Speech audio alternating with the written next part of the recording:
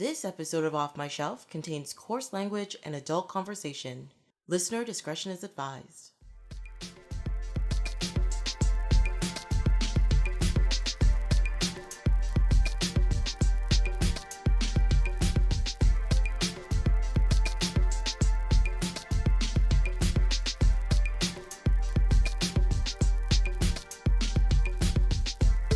Hello, my name is Trace James and welcome to Off My Shelf, a podcast about movies that are well off my shelf, where we go through my DVDs, talk about the movies in my collection. In this episode, Brendan Crates, from that movie you like, the sequel, joins me in talking about death and the supernatural at the turn of the century with The Sixth Sense and Sleepy Hollow. Welcome! Hey, how's it going? It's nice to be back again. Yes, thank you for coming back on. And I feel like these two movies are very much up your alley. Yes, I don't remember even because you sent out the schedule, and I think we volunteer. Did I volunteer for these ones, or Yeah, you did. Because, okay, cool. I was very excited when you reminded me that I was doing this, and I was like, I had completely forgotten that it was coming up, but I was very stoked to see what past Brendan had chosen to put his name down. So, well, I'm glad past Brendan chose some good stuff, because I know working on your own podcast is a lot of work. And yes. when is that coming up? And is there something we should be looking forward to? Well, I mean, I will say I'm really excited to be on a podcast that I don't need to edit. So this one will come out probably before our new episodes. So yeah, that movie, like the sequel, has 2 seasons that are currently out, and you can listen to them right now. And we have been working on the difficult 3rd season for what seems like, well, I mean, we've been working on it most of the year, but it's good. Like, it's coming together really good, and I'm really proud of what we've put together for the 3rd season so far. And I'm hoping it's not too far away that these will start to come out. We've got at least half a season already recorded, so it's just a case of when it starts to come out. But the other thing with our show, it doesn't really matter when it comes out. It's not super timely, so hopefully it doesn't matter too much that some of these episodes were recorded 3 months ago. But we'll see as I jump into the editing process in the next few weeks. But yeah, 3rd season is on its way. But there's so much. If you haven't listened to that movie you like, the sequel, it's a podcast about sequels, and we pitch a lot of sequels. And there are, like, say, 2 seasons, 50 something episodes. We even had an awards episode. Like, we've done so much. So there's a lot there to go back to. And I would recommend the Galaxy Quest episodes, because you might recognize our special co-host for those episodes as well. I really should finish that story. Sorry, spoiler, I should say. I did not finish the story, but the story I came up with was really going somewhere. So yes. I really should finish that story sometime. There were 3 really cool. I think we all came up with pretty good stories. Like, fairly different for that episode. So yeah, I while spoiler alert for me, I maybe didn't love that movie, I really enjoyed writing a sequel. So the thing is, you went in a completely different direction that A, I love, but B, I was like, how did you even get here? But it was good. I can't complain, because it was good. That tends to be our probably the way my sequels tend to go. Yeah, me and your co-host tend to be very, like, linear with the sequels, and you're just like, no, let's go a complete tangent. Let's go all the way over here. We did an award in our awards episode called Most Sequely Sequel, where you had to award the person who wrote the sequel that felt the most like an actual sequel that would really work. And for Nick's, I was spoiled for choice to the point that I struggled to pick one. And I'm sure he got to mine, and he's like, I don't know if any of these should win this award, because most of mine are weird spin-offs that focus on random characters, or I just go in a completely different direction, or I pitched a sequel to Eat, Pray, Love, which has become sort of infamous. Yes, yes, it did. A lot of fun though. So just if you want a really classic feeling sequel, it's good to go and listen to Nick's episodes. And if you want something a little spicier, maybe a little different, maybe my episodes are the ones to take a look at. So it doesn't matter. Listen to all of it. It's still pretty good, no matter what you're into. So it's fine. I think so, at least. I enjoy them. So I'm looking forward to it when it comes back. Yeah, a big episode I think for this season. We've done an episode of Bluey with a podcast called the Hammerbarn Project. Yeah. A bunch of like guys, sort of. I guess we're getting to the point of calling ourselves middle aged guys that run a Bluey podcast, and like they've had quite a bit of success. One of the guys was a voice on the latest episode of Bluey, which was kind of like a big deal, That's large amazing. episode. So we had them on our Blue episode, and it was, I think it might be one of the best episodes we've done. So I'm really excited to get that one out. But we've got lots of other cool stuff coming next season as well. Muppets on its way, Ooh. all kinds of things. So yeah, Yeah. a lot to look forward to in season 3. Hopefully not too long to wait. I'm looking forward to it. I must admit it became like your podcast became one of the ones I regularly went back to because I'm just like, Oh, God, what are they coming up with now? Like, oh my as God. someone who knows how hard it is to fit podcasts into a rotation, Yeah. especially since my son moved, so I don't have a commute to like. He's at school now, so the commute is 5 minutes instead of half an hour there and half an hour back where his daycare used to be. So I've lost like so much podcast listening time. So I no, appreciate how hard it is to jam all of the podcasts that we love into our schedules. So yeah, I appreciate that so It's much. real hard, but I'm making it work. I'm making it work. Yeah. um, Speaking about podcast, we're gonna go back to mine. Uh Cool. and talk Happy to be about here. yes, thank you. Talk about I feel like two movies that are in your wheelhouse. As you said, you're just like, I'm happy I picked these. But like, because Yes. you like spooky things, right? I love spooky things, and specifically like these are two ghost movies. Like Yes. really, they're ghost movies, and but such different takes on the ghost movie. So I think that they're going to be really fun to compare and kind of contrast. I think to like one does a lot and one does a lot less, but in different interesting kind of ways. Yeah, it's very cool, and yeah, I'm a big fan of the paranormal and horror. Although I wouldn't necessarily say these movies are even horror as much as they are ghost movies, Mhm. but they are. But yeah, all of those kinds of things. I was part of a paranormal society here in Tasmania. We used to do ghost hunting and stuff, so it's very much in my area of interest. And like I say, I was glad that I put my hand up because I couldn't remember which episodes I put my hand up until you were like, "Hey, your episode's coming up, Brendan. Are you ready to go?"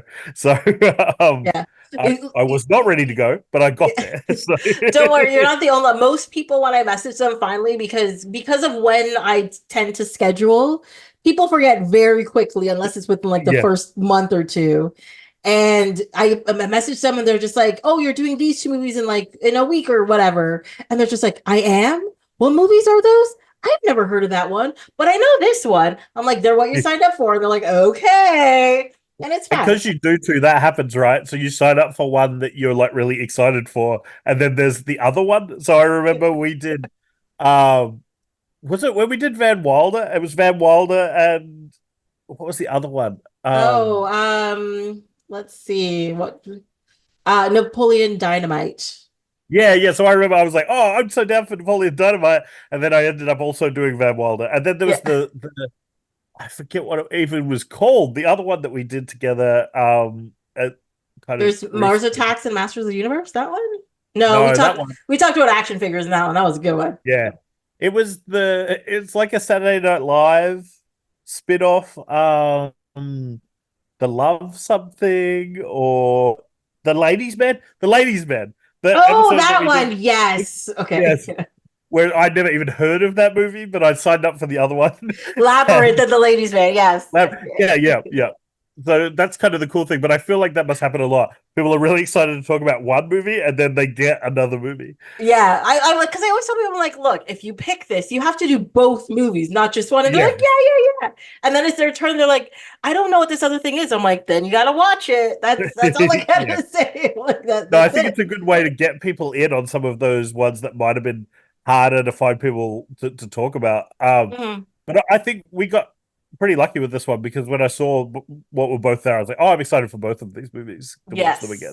Yes. I I mean, I realized when I sat down to watch them, I hadn't watched either of these movies in a surprisingly long period of time. Like I Yes, remembered same.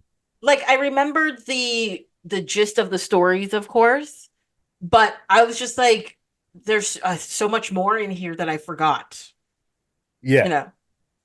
And there, Um, and also it made me realize I'm like, oh yeah, this is why we liked M. Night Shyamalan at first, because this is a legitimately good movie. yeah. And And this is from then, his like hot period. well, this was like the first thing, Yeah. right? Yeah. So And then he did Unbreakable, which was pretty good too. And then yeah, Signs. uh, yeah. Are you doing Signs? You know, No, I do not have Signs. I I do thought you have must have been. Unbreakable though. So I might use this as an opportunity at some point to talk about Signs while we're going as That well, is because fine. I love that movie so much, and I feel like it gets a lot of unnecessary disrespect. Really? So I disagree. I don't think I know anybody who dislikes that movie, but I must admit, like the last 5 minutes of the movie sort of ruin everything that leads up to it. no, I don't think so. I Um, just, but I do like that movie. I do like it. Yes. I think for me, it's his. I think it's his best movie. Well, But there's so many people that are like, oh, well, we might get to it later. We'll we'll get save we'll, the. We'll talk about the movie like as a bonus movie. I don't want I mean, to. we're already at M. Night Shyamalan, but let's talk Yeah. about the Sixth Sense first then. Yes. Um, I thoroughly enjoyed this rewatching. That's Yeah. it. I'm like, oh yeah, like he actually did something really good when he first came out. And this is He why for so long people were just like, oh, M. Night Shyamalan this, M. Night Shyamalan that. And people were just hoping that something this good would come out again and hopefully again and hopefully again. And it just died really quickly. I feel like it got more and more mixed as he went on as well. Yeah. So Yes. I saw this movie. I didn't realize I haven't rewatched this movie since I saw it at the cinema. What? And like I really remember I because I thought I had it on DVD and then I looked and I didn't. And then I was thinking about it and I think my parents have it on DVD and it's one of those movies that I've looked at on their shelf to like rewatch a lot. But I don't and then when I was watching it, I was like, I've never watched this movie since I saw it at the cinema. So and I saw it like I remember in detail because it was kind of like an important part of my life when I saw it. Because so in Tasmania where I live, at the end of our high school is the end of year 10. So I think for you guys, like year 12 is kind of the end of high school. But Yes, now it is. When I was there, it was actually, well, in Canada, we had OACs, which is 13, actually. yes, They got rid of 13 quite like the year after I left, they got rid of 13. yeah. So yeah, and this would have been, yeah, I'd have been just starting university when this came out and stuff. Yeah, so we finish high school at the end of grade 10 here. But then if we have 11 and 12, but it's at we call it college. So it's like a separate kind of high school. And not like I feel like a lot of people go on to do 11 and 12, but maybe not as many as you would think. Like Tasmania is a fairly small place and so some people just go directly to work from grade 10 and things like that. So the end of grade 10 for us, while we do have a year 12 graduation, I feel like year 10 is actually our bigger kind of high school graduation. And so we had like a big leavers week and stuff. And my grade in high school was kind of famous for all of our excursions being cancelled due to bad behavior. So we had an excursion in grade 7 and then we never had another excursion until grade 10, which was part of our leavers stuff. And one of the things we got to do was to go to the cinema and we could pick from a few movies. I'm not sure what else was out at the time of The Sixth Sense, but I picked The Sixth Sense. So Well, it's it was 1999. There were a ton of really good movies out that year. So yeah. yeah. Because I remember we went I think we went to I think this is even before the new cinema opened. So we went to like the older cinema and stuff. Like it was but yeah, we went to see The Sixth Sense and I feel like most of my grade went to see The Sixth Sense. Like it was definitely the fullest cinema and it had all this hype around it. And I didn't know this at the time, but apparently 2 rows behind me, one of the girls had already seen it and spoiled it for the entire row Oh right no. before the movie started. Spoiled it for the entire row. I would have been so mad if that had happened to me. So I was glad that and like they were my friends, like the people sitting in that row. So I was glad for whatever reason I was a couple of rows ahead and didn't hear that, because Yeah. I would have been so disappointed not to have got that.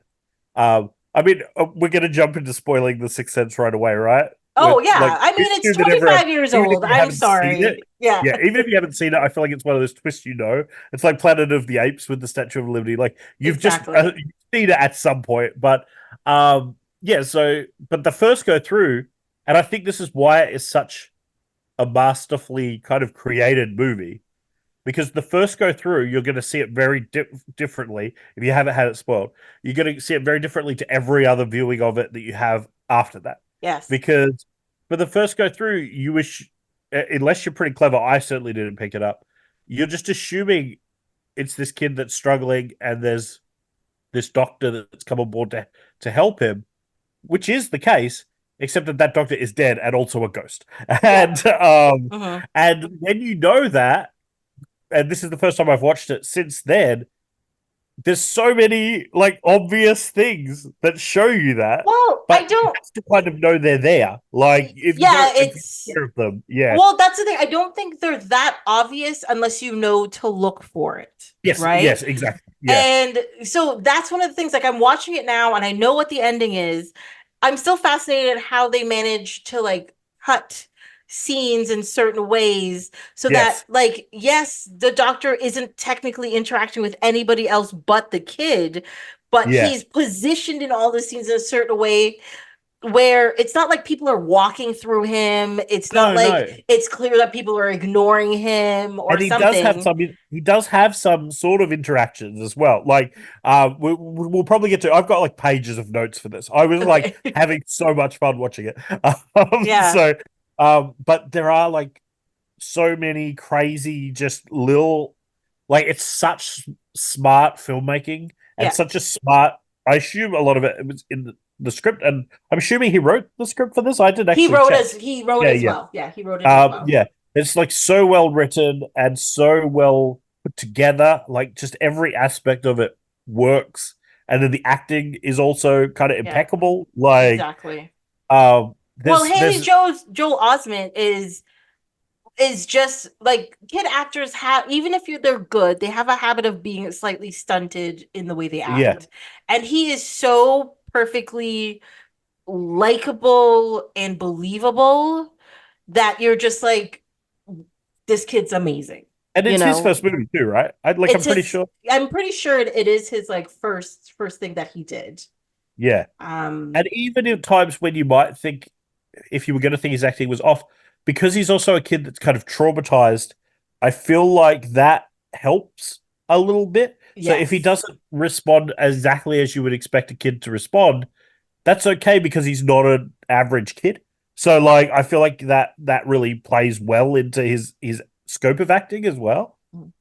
I will say this is not his first thing that he did, Oh, there you go. but he did a bunch of oh, he played Forrest Jr. in Forrest Gump. I did not know There you that. go. Another movie I have But to think since everything it came else, out.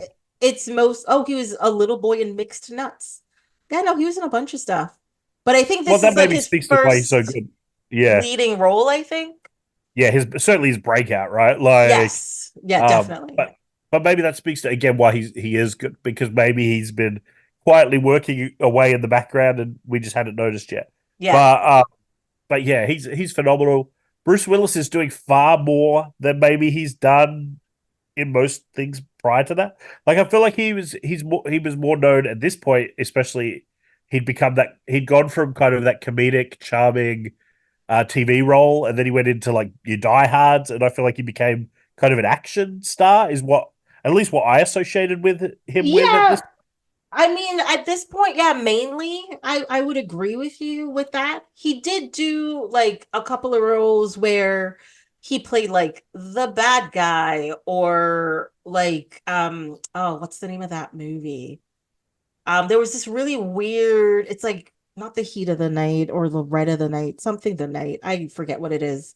Um but he did like a couple of things that you would think are outside of his usual Color of Night. Yeah. And then there was like Striking Distance, but that's the one where I think he was like not a lifeguard, but he worked for uh what are the police that are on water? What are they called again? Um, all I can I don't think know. of is in Australia there was this quite famous police series about like the water police, the Sydney water police. They were called the Water Rats. So, but I'm sure it wasn't called Water Rats. But that's all I can think You know. of. Yeah, he also did like Death Becomes Her, where he was the damsel Oh in yeah, of distress kind course. of Yeah. thing. Um, I never saw Bonfire of the Vanities, but like he Was the was, last Boy Scout that was in that sorry. period?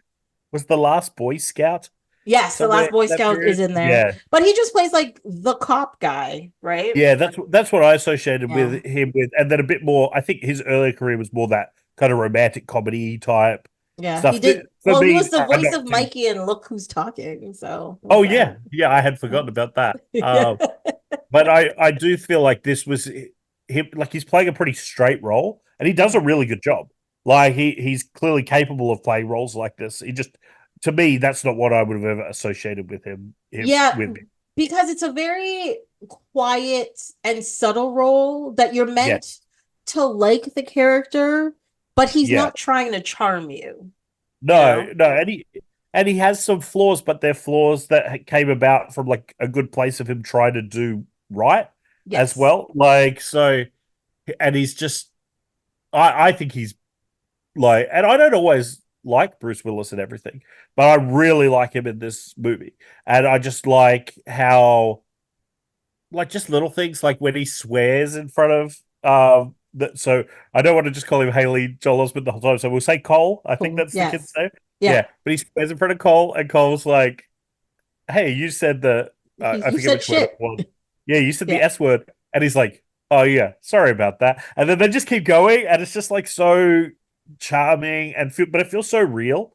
Yeah. So like, especially so um within my career, I've had opportunities to work with children who have been in care and who've come through the child safety system, and so kids that have had not the same experiences as Cole by any means, but have had traumatic experiences and probably do need help from adults and things at times. And just the way that he's talking, it felt very real to me. Like it felt like the way you need to be quite real with some of the kids I've talked to.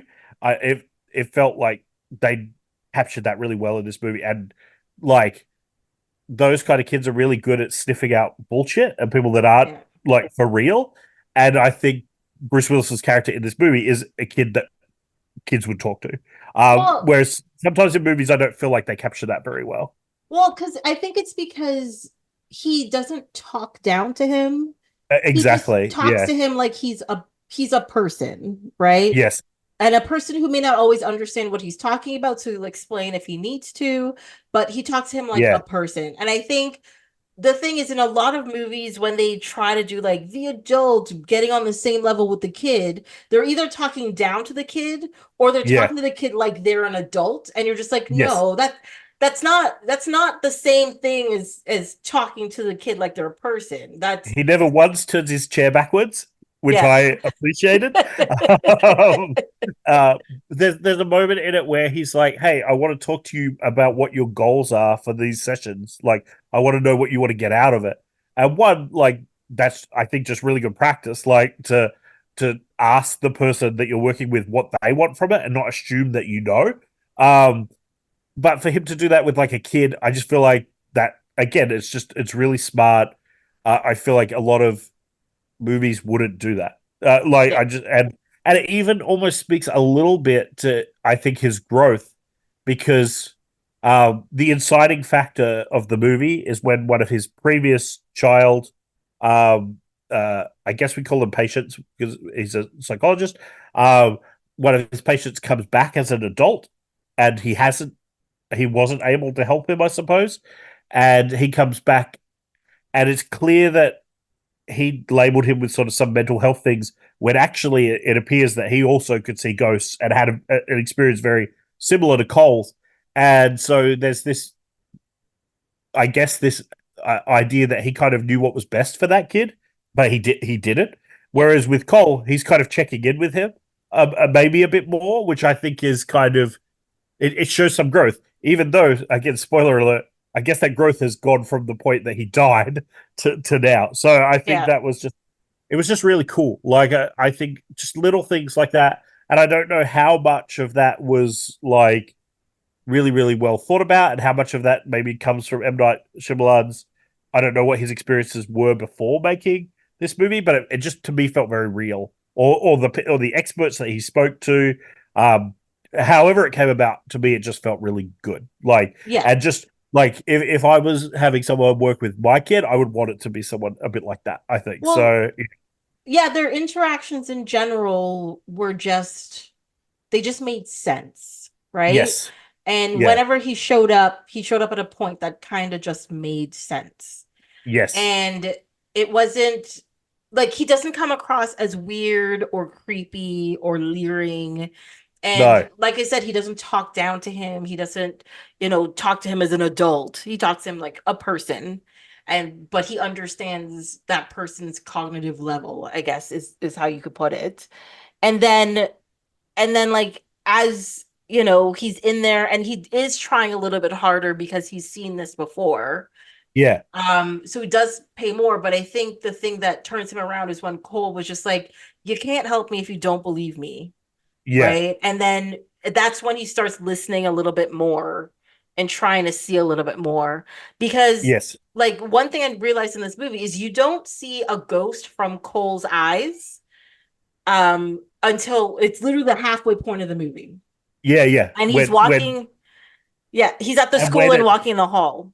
and it's when he starts to believe it. Like it's sort of when he kind of reveals his secret. So there's the very classic moment that's been parodied in 100 different things, the I see dead people, but it's not until it's specifically after he shares that secret. And like you say, the first half of the movie is really them building trust, which is like such a big part of like it's a ghost story movie, and there are other spooky elements prior to that. But like you say, the first part of the movie is him building trust with this man, and then he shares that secret, and then finally we can see the world from Cole's eyes, like for the first time, which again is just really good filmmaking. I think Yeah. to hold that back for so long as well Mhm. in a movie that's about ghosts to not show any for like I think that's it takes a lot of restraint Well, to do that. yeah, because I think what they're building up this like there's clearly something wrong with this kid. Like Yes, throughout the story, there's clearly something wrong and clearly something going on around this kid. But because it's not actually revealed until the halfway point, you don't know. So you're sitting there trying to put things yeah, together. Like, why is he freaked out? How come the mother left the room and came back and everything's open in all the the doors are open. kitchen? Yeah, Why is he sweating? Why is he so freaked out and all this kind of stuff? And then you see like the doctor's notes and stuff, and you're like, oh, he might be schizophrenic, he might be this, he might be that, and has yes, like social disorders and whatever. And so you think, it's yes, it's just slightly more than just having a mental disorder, but you're just like, but what could it be? Maybe there's a yeah, poltergeist, which is a type of ghost, but not necessarily something that you see. It's just something that's around. yes, And then until he says, like, I see dead people, and that's when you're just like, oh, so they're like around him, and yeah, he yeah, has to and like interact, all and the this is why time. he's freaked out, Yeah, And then yeah, you actually start seeing the dead people from his point of view, and then you're like, yeah, I'd be freaking out all the time too if that's what I was seeing. So, and, and that's another really good thing with how I think. Sorry, I'm blanking on Bruce Willis's character's name, but the Doctor something, Doctor Willis. But anyway, that he's Malcolm like it's Crowe. Malcolm Crowe. That's right. Yeah. So, but it's a thing where, like, it's very important. I think, especially with kids that have been through these experiences, that we believe kids because often as adults we can discount the way that kids are feeling, and so it's really important that we believe kids, but we also need to sometimes interpret what kids have experienced and what that actually means, and they're not always while they might not be lying, they might not also be telling you exactly what occurred. So in this movie, he's kind of trying to unravel that, which is really cool as well. So like he never ever says to her, "Well, I don't believe you," or "I don't like." He just listens and then tries to kind of interpret it. And you can see in his more private moments that he's questioning things and he's not sure. But yeah, I think again that's just a really cool aspect of this movie that I think this movie Mhm. gets right. Yeah. And then when he knows that, and then he finds out, like he starts to see that it is true, and there are like hints that it's true, like beyond him just believing as well. Like at that point, it becomes a sort of a different kind of movie, which is really, yeah, it's just interesting to see how once it flips, he starts believing him quite quickly. But I think also that speaks to the fact that he also, I mean, guess deep down knows there's something wrong with him that he hasn't necessarily realized in his mind yet, but he kind of knows there's something else going on. Yes. Yeah. There's more to it than just this, Yes, And because he also starts reflecting on his life after, because it's been what, a year since he got shot. And so yes, he starts reflecting on that. And it's not until his wife like drops the ring and he's just like, wait, how does she have my wedding ring? And he puts it yeah, together. But at the same time, that's when he starts trying to figure out how to fix his own life and yes. actually try to talk to somebody else, which is his wife while she is sleeping. And that's how he puts it together. An interesting bit of trivia on the ring moment. Apparently, there are moments in the movie, which I found this out afterwards, but where he's writing and he's naturally left-handed, but he practiced writing with his right hand, so he wouldn't reveal that he wasn't wearing the wedding ring before, Oh, like before you were meant to find out. oh, So all the moments that he's writing in the movie, he's writing with his right hand, but naturally he's actually left-handed. But yeah. obviously that would be very obvious if the ring wasn't there Wasn't on a there close up of his exactly. hand. Yeah, Oh, yeah. like Okay. that's really cool. Another cool bit of trivia, which just randomly, like this is one of those synchronicities that happen in life. Um, the day that I watched it was actually exactly 20. I'm gonna check my notes. I think it's 25. Exactly 25 years to the day that it was released as well. Really? Yeah, yeah. It When was was just this released? so what date did I so I wrote Oh, it these was notes on August the 6th of 6th. August. So 6th of August, yeah. So what I day was did I watching it watch on the it? 6th of August. No, I watched it yesterday. I watched it on the 8th. Ah, you So missed it. But I yeah, missed it. Yes. exactly 25 years to the day. Just randomly, it happened to be that. So, and that because I looked up some trivia afterwards, which is where I found because I was intrigued by this other thing that I'll talk to you about in a minute. But I came up with the ring thing, and then I just randomly went on Facebook or something, and it was like 25 years to the day since The Sixth Sense released, and it was like 2 minutes after I'd watched the movie. And I was like, oh wow, that's so cool. That's very cool. Yeah. Happy anniversary, The Sixth Sense. I mean, I Yeah, knew it was this year that it came, yeah, 1999 that exactly. it came out. I Yeah. just didn't know the date. I didn't even think about looking it up. And That's I very would think cool. that we would have watched it. I feel like maybe it may got delayed coming out here because for me to have watched it, it was either in the cinema for a long time or like this is quite a 25 years ago, our cinema chains in Australia did tend to be behind like North America. So I think that because I probably would have watched this to more like October would Oh, be okay. because I think we finished around the end of October, beginning of November in our final year. So, yeah, it's interesting that there was that gap with when it was released to when I actually saw it. Yeah. But I mean, I don't think I saw this opening night, but I definitely saw this within the first couple of weeks of it being out. So yeah, well, and again, nice. so good that we could see it at a time where it wouldn't just be spoiled on the internet 3 minutes after it comes out as I well. know. Yes. Like the experience of watching this movie the first time is so different to watching it. Like I really enjoyed this rewatch, but that first one was a completely different experience to Because this one. it's also critical to the movie, I think, Yes, because like my thing is with movies like this is once you know the end and you rewatch it, it increases the quality of the movie, which is yes, fine. But I think if you hadn't seen it before and you know the twist, yeah, watching the movie seems kind of boring because you're like, I know the end already, so yeah, what's the point? yeah, and I feel like you just wouldn't get that. you don't that emotional impact.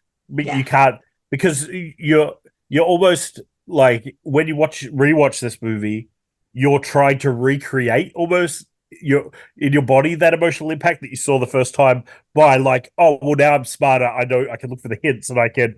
And so when you get to that moment of reveal now, you're like, aha, look at all those masterful strokes. But if you hadn't seen it the first time, I don't know that you'd recognize how masterful those strokes actually are.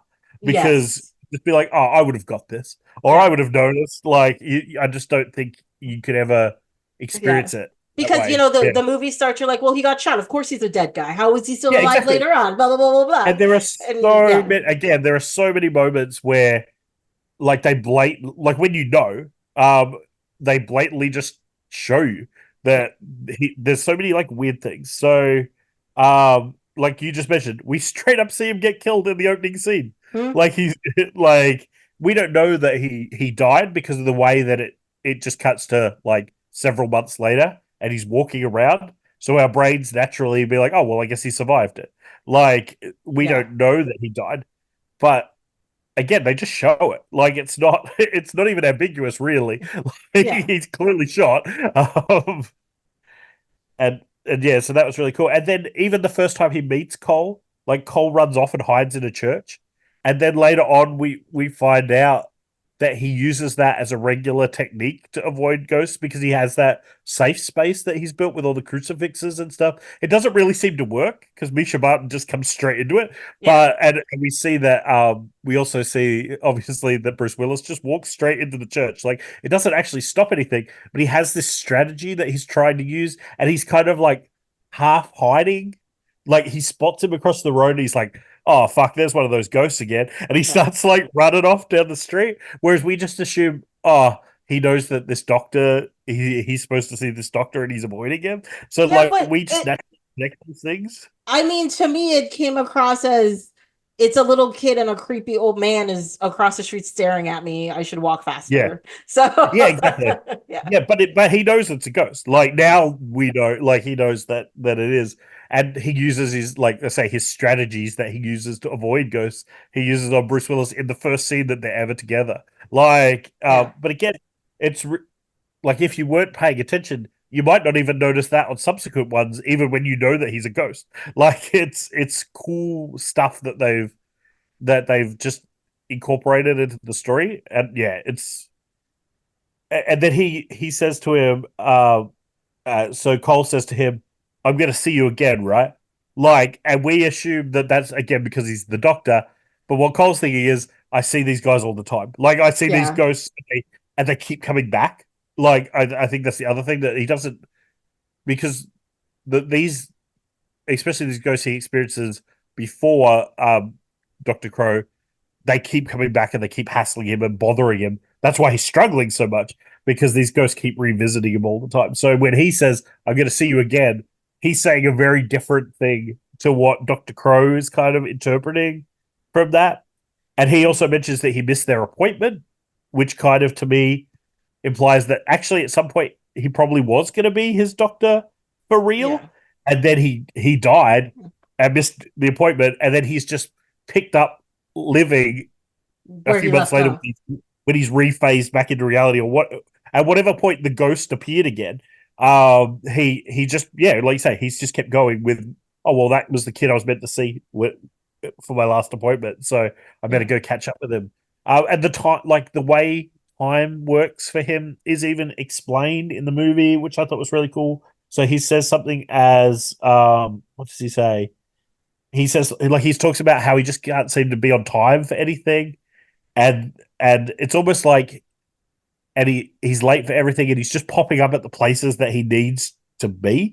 yeah, It's almost like he's not experiencing time in a linear way. He's just where he needs to be to like see his girlfriend meet a new guy or to see this kid. Like he's like I don't think he exists the whole time. I think yeah. he just No, exists in these moments that we see. that's what I Um, was thinking as well, because I was thinking that like there doesn't seem to be in between times no, except for the two times where he's looking for something specific. exactly. Like Like when when he's he wants to look for the tapes and listen to the tapes, and when yeah, he's like the first time they meet and he's writing notes about Cole, he's like yes. it's these two times right? Yeah. But every And time in between that, it's just, yeah, I think he maybe only exists in the moments that we see in the movie. Like maybe he never exists a single time beyond those, because that's to me what it kind of feels like.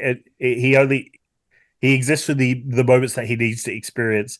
And like say that's so cool too, because it also kind of plays into this like typical ghost story thing where he's just like lurking in the basement, and the yeah. basement's cold and it's spooky, and we see that we associate cold right the way through this movie with ghosts. So like he's down there in this cold chilly basement, and she's upstairs trying to get warm, and like but it gives a reason that he would be lurking about in the basement. He's not just down there because he's a ghost. He's down there because one, he feels like he's in the doghouse with his wife, and he's trying to sort of stay out of her way a little bit. But two, he's got to research this other stuff for his case with Cole. It's just yeah, again, it's just so well done. Like, Well, one thing I don't know why I never picked up on this before. At the very beginning, when the kid breaks in, or the gentleman breaks in, played by Donnie Wahlberg, which I think this is yep, the first I time I recognized him acting in something. I was like, is that Donnie Wahlberg? I was like, I what? didn't recognize him. He's so thin and weird looking in this. Like, Yeah. I think that was kind of the point. Like he was like, yeah. I was in a boy band and I'm going to be an actor.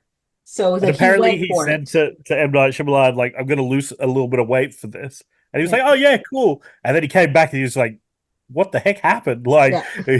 I thought you were just going But to lose a little bit. Like, it does add to the character in the scene because you oh, could understand definitely. why he would be emaciated because he probably is Yeah. running all the time and can't Yeah. eat regularly Yeah. and all this kind of stuff.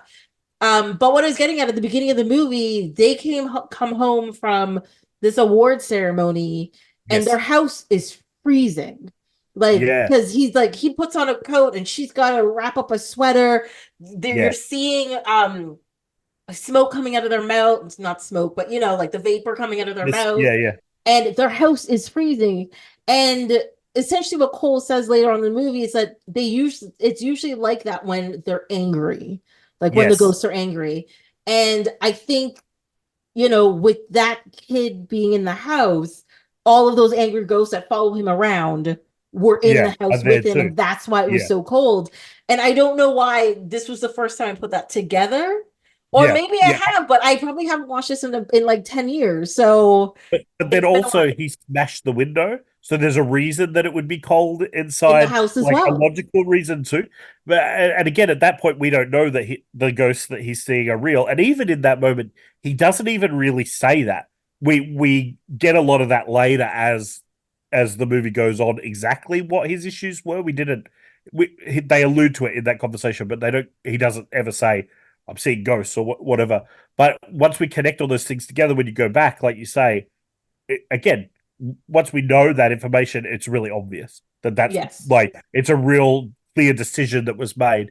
But we can naturally do it because they're also the first thing they see is that the window was broken, which gives an explanation as to why the room is so cold. So like it's really I don't know. I'm super impressed with this movie the whole time I was watching it. I was like, Yeah. oh, this movie's so good. Like, It's and so I knew it good. was good, but I think it was better than like I even remembered that it was gonna be. So Yeah, and it was also a lot more quiet than I remembered yeah, it being, yeah, because a lot of like yes, there's scenes with like music and like a score and everything in them, but there's a lot of moments where it's just them talking or it's just the sound of the city around yeah, them or whatever while they're having a conversation. But it's used in such an effective way that like you get into the situation and add to that realisticness of their interaction with each yeah. other. And so when some of the scenes get loud or when they get frustrating and stuff like when Cole gets locked in that little room at Oh the yeah, kid's house and he is screaming and kicking, and but there's also like music playing downstairs because yeah. you're not really hearing like And there's the normal crowd and music and there's a yeah, crowd, but it's like it's almost like a sensory overload, that scene, definitely. because Yeah, it makes you realize how quiet the rest of the movie had been. yeah, And yeah, and then it like opens, and then all of a sudden it's quiet again because they turned off the music, and everybody's gasping, and she's just crying. She's like, "Oh my god, what's happening?" And you're like, "Wait, what? Oh my god!" And it just heightened, like how they use the sound and the foley and the score is Yeah. just fantastic. And, Yeah. and the way it's shot too, like if you think about other movies that came out in the very late 90s slash early 2000s, I feel like most of them are like kind of overdone. Like they tend to be fairly frenetic and they tend to have a lot going on, and like the color grading tends to be really extreme in a lot of those movies. And this movie is quite simply shot. Like it's shot like there's no really crazy camera angles, no intense camera moves. It's kind of shot in a really classic way, I Mhm. guess, in a lot of ways, I would say. And just even like the way that the ghosts are portrayed, they look just like humans that have like they have their injuries from their death or their illness or whatever led to them losing their life. But they're not. There's no crazy effects attached to them. They're not transparent. They feel really real. Like they're And I think, there. Yeah. yeah, exactly. Which I think again is just a really clever choice that could have like that if they didn't get that right, I feel like that could have really ruined Yeah. potentially the movie. But again, the decisions made were perfect around all of that stuff. Yeah, they didn't try to do anything. They didn't try to make them seem like zombies. They didn't No, try no, to make them seem like apparitions. They didn't yeah, try to give them like weird ghost powers. Like they weren't like walking through walls or something. no, Like they were just like, no, it's a guy in a room. He's like, come, I'll show you my dad's gun, and turns around yeah. and realizes the back of his head's missing. And you're just like, Oh, I what do the wonder how fuck? that ghost opened all those doors so quickly in the kitchen in that one Yeah. scene. Like, did that ghost just like be? Is the ghost just like running around searching for something and then disappeared? Well, I mean, the ghost could still be there, I guess, when the mum comes back in. But that scene where all the doors open, I like that though because it also speaks to some of that weird just stuff that we associate with ghosts just naturally. Oh yeah, Yeah. ghosts want to open doors for some reason. Well, assumedly the ghost in this universe probably was looking for something. And then like they capture there's the bit where he's listening back to the tape and he captures the other voice on like his recording in I think it's speaking It's Spanish. Uh, yes. yeah. And like, oh well there's an EVP. Like so it is like playing with classic ghost lore, I guess. Like it is like it's not breaking anything that we kind of associate with ghosts naturally. It's not doing anything that outrageous.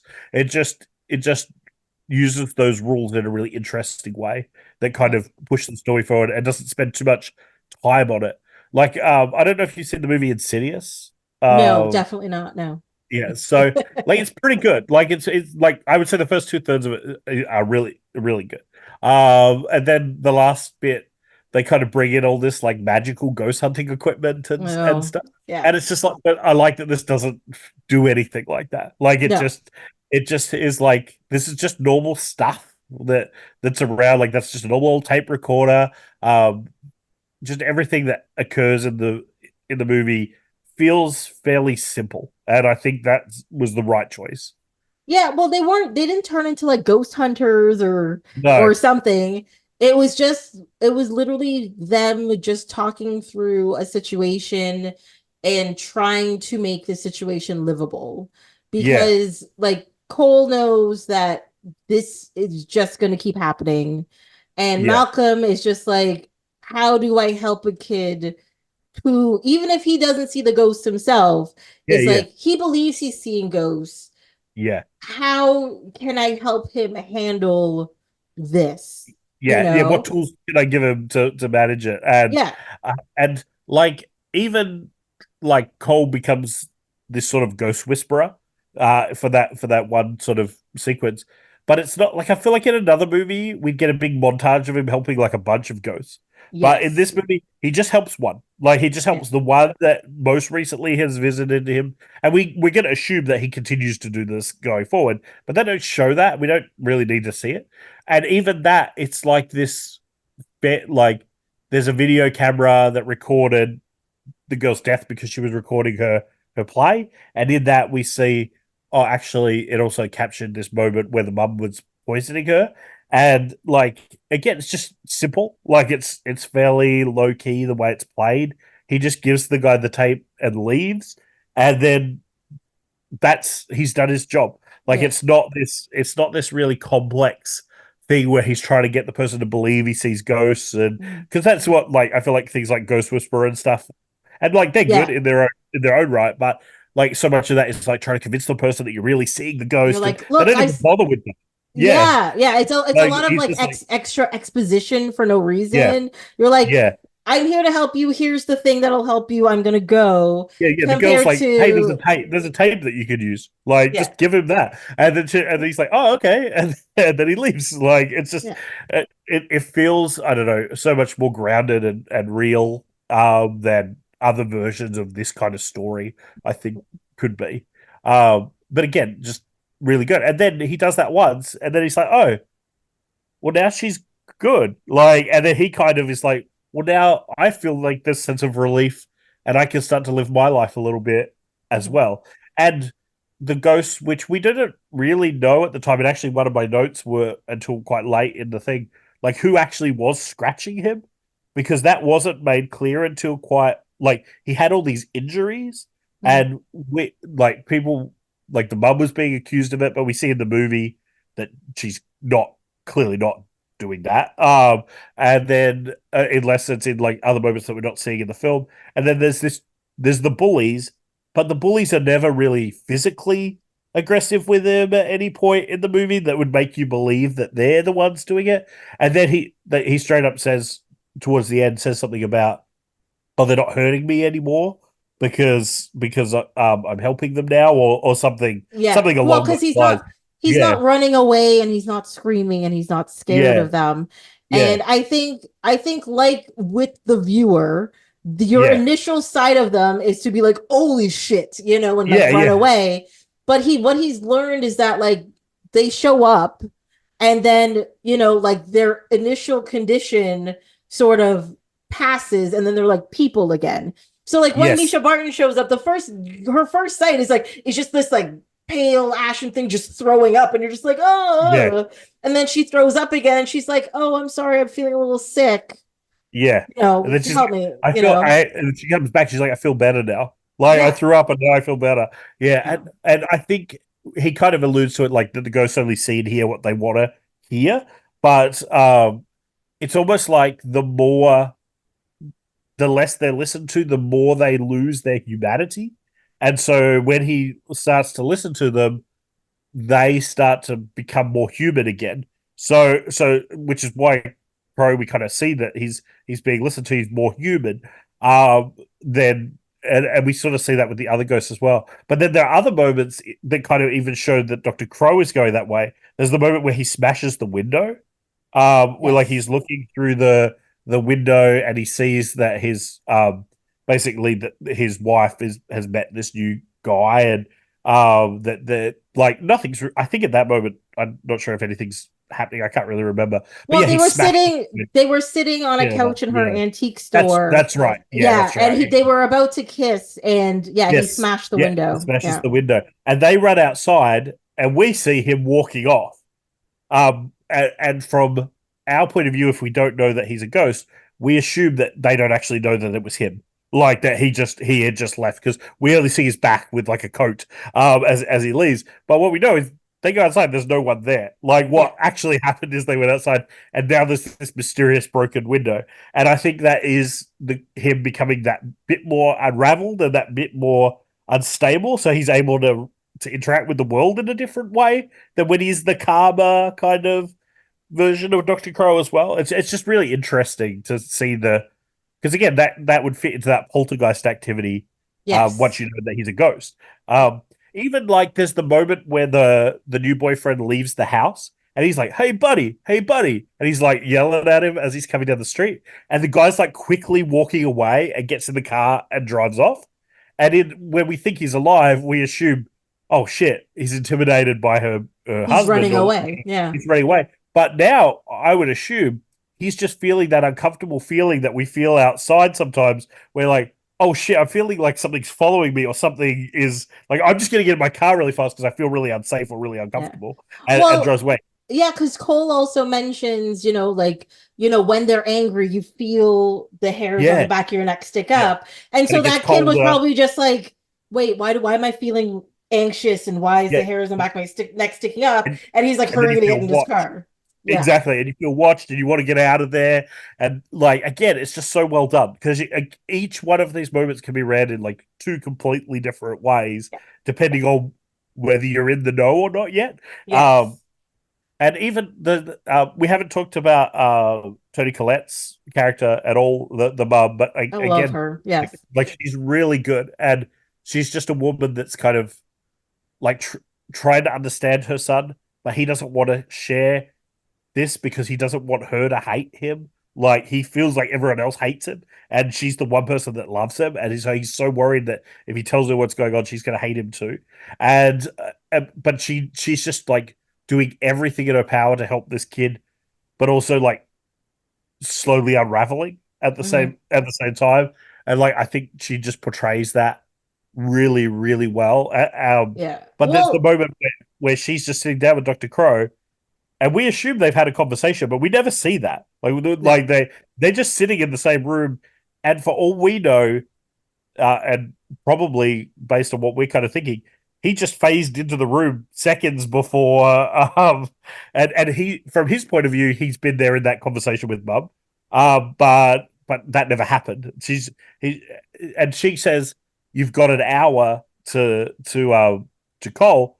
And we kind of think she's talking to Dr. Crow saying, "You've got an hour to talk to my son." Yeah. But what we now know is she's just telling Cole it's an hour to dinner. Like, it's, Mm-hmm. again, it's just this thing that we interpret completely differently depending on what we know at the Yeah. time. Well, because even in that scene when Cole is standing there and he's nervously looking towards where his mother is, Yeah, like in the yeah, kitchen, like towards the kitchen, because she's not in the room and everything. yeah, And you think it's just like him being like, I don't want to be by this doctor. Can I leave now?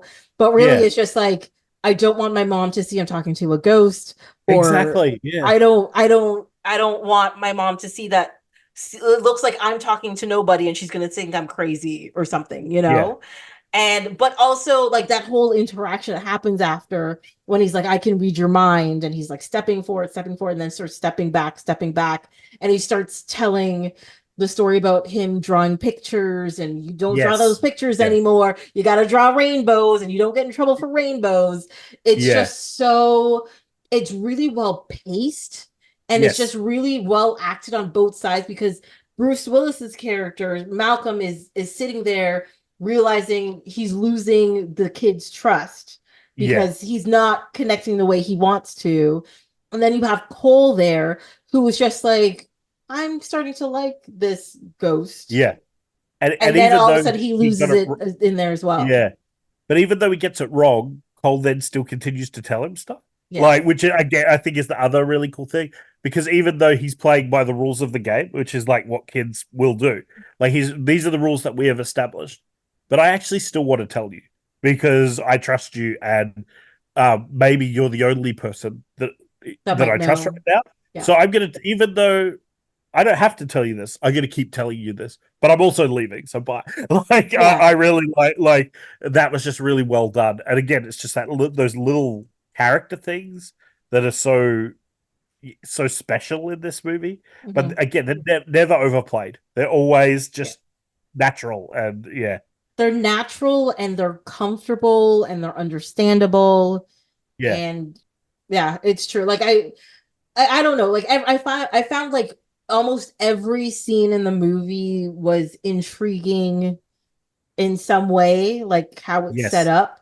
And I know it's definitely, more intriguing because I know the ending, but because and you're sitting there trying to figure out like, well, how is this ghost in this scene, and yes, how come beforehand we couldn't really like, why does the scene work whether he's yes. alive or not, you And know and it must be really hard when you're making that movie to know that because once you know yourself, you must always be making these decisions like how much should I give away?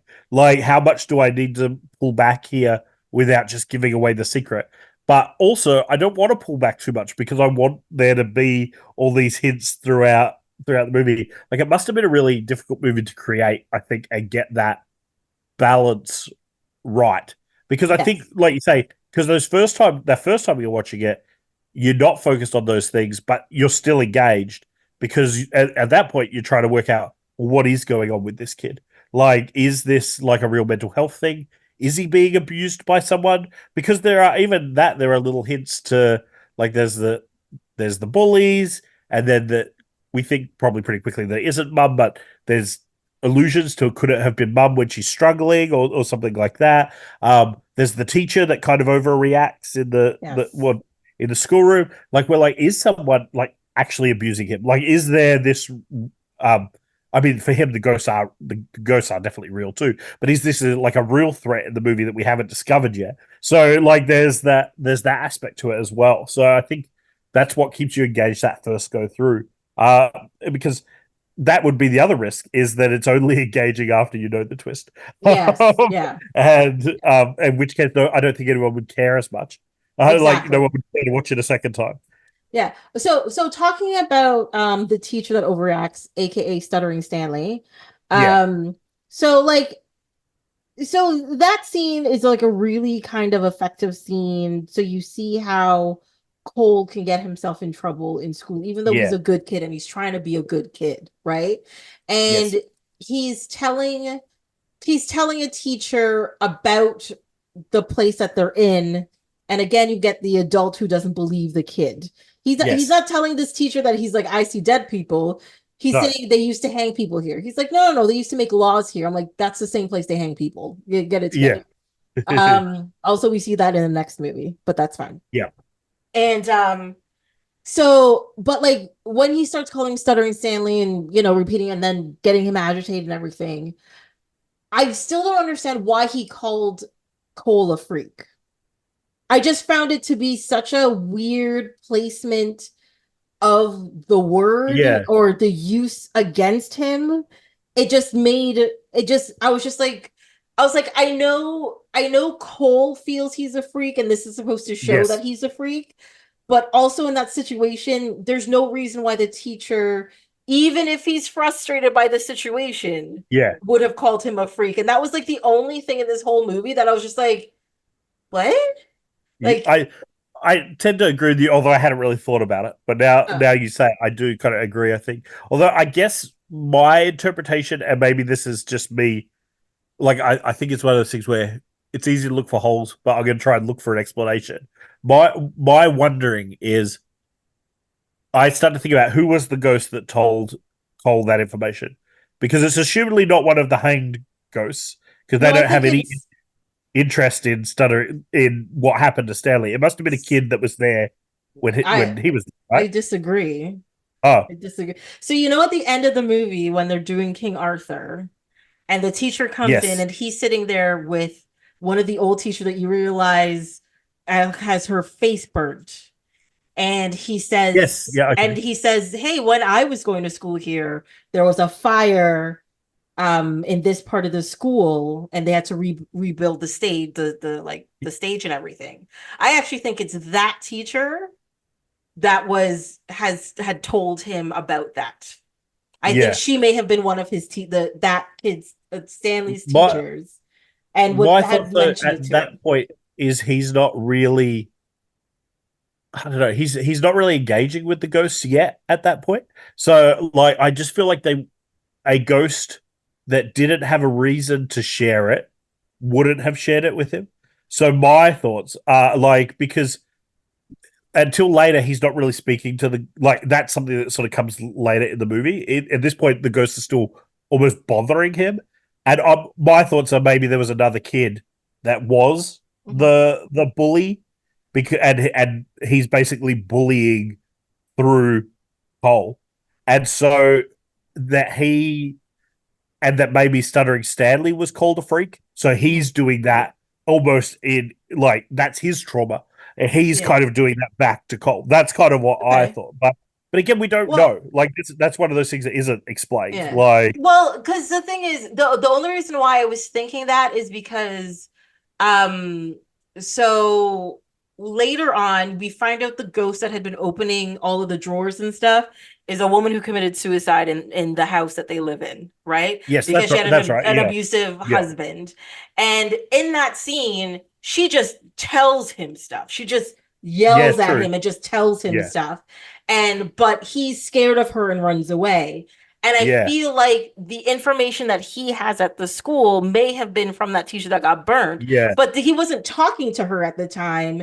It was Yeah. just she's there, probably teaching a lesson or pretending to teach a lesson or something. Or like, hey, that's Stuttering Stanley, and he's here again, and blah blah blah. And he Yeah. picked up on it and may have And I said guess it. it depends whether she was a good teacher or a bad teacher, Yes, because that yes. would probably speak to it, and we don't really know. Mhm. Like I assume she was good because they're having a fairly sit down conversation at the point that we see her like later on. But that's a really good point. I guess with that lady that's opening all the drawers, in my mind, she's not even really talking to Cole. She's like yelling at her husband, Yeah. and so unless this person was like yelling at Stanley or something, then it would, which maybe if they were a bad teacher, maybe they are doing that. Mhm. Like, but yeah, it's interesting because, and that is one that we don't really get. No, we I don't, don't. Yeah. we don't really get a clear resolution on. I don't know if there was another bit that was meant to be in there that could explain that better, or whether we are just in my mind, the ghosts are all pretty um egotistical. Like they're only really focused on themselves, Yeah. for the most part, Mhm. and all the people that they kind of left behind. And I just don't. And even the way that I kind of got the impression that like he enjoyed, like Stanley enjoyed drama and enjoyed that, maybe, so which made me think that that teacher was maybe a teacher that he actually liked. Mhm. The one that got burned. But yeah, I don't know, and I'm gonna, if I watch it again, I'm gonna pay more attention to that Yeah. bit because I feel I don't like know. that bit, I don't have a clear answer. Yeah, Like it's interesting. I think I just paid attention to that scene a little more because I thought his placement of calling Cole a freak Yeah. seemed to come out of left field. Yes. Like if he called him like a brat, or if he called him Yeah. like a shithead or an asshole, something like some Yeah. just sort of other derogatory comment would have made sense to me. Or Yeah. like, or get out of my classroom, you troublemaker, or something Yeah. would have made sense. But him stuttering freak out of his mouth just seemed sort of Yeah. so off place that I was just sitting there for a while just thinking about this scene. I'm like, wait, how did we get around to calling Cole a freak? And you're Yeah. a But teacher. my only explanation, I guess, is whoever it was that bullied him, whether they be a ghost or not a ghost, is that maybe that was something that they used against him, so that when he's getting called Stuttering Stanley, he kind of reverts back to that, and he throws that then back at Cole, Yeah. which, like, that's the other explanation for using that particular word that I can think of. Yeah. But I think that does kind of work, even if we don't really know who it was, I guess. Yeah. But yeah, Mhm. yeah, Yeah. I think that makes sense. So, well, when you talked about the one thing that you were a little bit off on, I'll talk about the one. It's not even a criticism, but my like Okay. the lightest criticism that I have with this movie, the dog. So there's a dog. There's a dog in this movie, Yeah. and at one point I thought the dog was a ghost because, like, really specific reasons. One, we hardly see it. So Yeah. he We has don't. Yeah. this like husky, I think, puppy, Mm. and we know, like, anyone that's ever had a puppy or a dog knows that they don't just disappear for huge periods of time when you live in like a two-bedroom apartment. Like, that dog would always be in the room with them, but the dog is barely ever shown. And when the dog is shown, the all except for one scene, only Cole interacts with the dog. So there's Mhm. one bit where like the mum comes in and the dog is in a washing basket, and she literally puts the washing on top of the dog, and which I think is just meant to be like, oh, it's a cute dog, but then I'm like, well, does she not see the dog? And then like there's another bit, and she doesn't seem to see the dog, and then there's another bit, and Cole's like lying on the floor with the dog, despite the fact that we haven't seen the dog in the last 20 minutes, and I'm like, oh, it's a ghost dog. Like, I'm like, there's Yeah. another secret thing. But then later on, there's a scene where the mum sees the dog in the cupboard, and I'm Yeah. like, And she's like, come out of the cupboard, come out of the yeah, cupboard. yeah. Yeah. And if it was me rewatching it, because of what I think happened is they only had the dog for a few scenes. Like Hmm. that's what I think happened. So they were trying to shoot around it with the assumption the dog was always there. But because they didn't pay very much attention to the dog, I I started, and I think a lot of people because I googled it and I could see that other people had looked this up as well. That other people were like, "Is the dog meant to also be a ghost?" Because like nobody engages with this dog throughout the Yeah. whole Yeah, they thing, and don't then take the dog for a walk or anything. no, it's not. There's I Even when think he's upset, there's like it's rare yeah. he interacts with the dog. Um, to me, I would have cut the scene out of her trying to get the dog out of the cupboard, and I would have left it ambiguous. And I Mhm. think that would have then it would have been like this secret little Easter egg throughout the thing, because I think it just comes from a flaw of not having the dog on set very much. Yeah. But I think in editing, if it had been me, I would have been like, "Oh, this it's a bit weird. Like, why are we never seeing the dog?" But the dog is this like nice force for Cole. Like, maybe it would be nice if the dog was like a secret ghost. Like, I Yeah. actually think that would improve the movie. Well, because he could be a comforting ghost like Malcolm was, because there is that one scene Yes, where he exactly. wakes up to go to pee in the middle of the night and the Yeah. dog's on the bed with him and he's Yes, comfortable exactly. and Yeah. quiet. Like, I think it would Um, make the movie better. Like, and yeah. I like the movie, don't get me wrong. Like, I think the movie is almost perfect. But if you remove that one scene of the mum seeing the dog, it would be better. Yeah, that's not really a criticism. Yeah, but yeah, Yeah. I think that would be another. Hey, it make me feel a little bit sadder because I'm like, oh, it's a Yes. dead dog. Yeah. But also, it'd have been like, well, at least this isn't the. At least Malcolm isn't the first time he's interacted with a ghost that was Yeah. nice or comforting in some way, you know? And it would also explain why Malcolm was like, yes, sort of put off at the beginning by Malcolm, but also was willing to give him a shot Yes. because he had Yeah. already had an experience with a quote unquote good ghost. He can give By the something time else it a got to the good dog. point with the mum talking to the dog, and it had like ruined my theory, Yeah. because I was loving it. Like as I was, and it came from when she put that sheet on. I was like, what the heck? Wait a minute, is this dog a ghost? And then I was like, so that was like an extra thing I was looking out for. And the dog is literally only in like 4 scenes in this whole movie, Yeah. like barely in it, which is again weird if the dog lives with them. Like it's just weird that the dog's not in more scenes.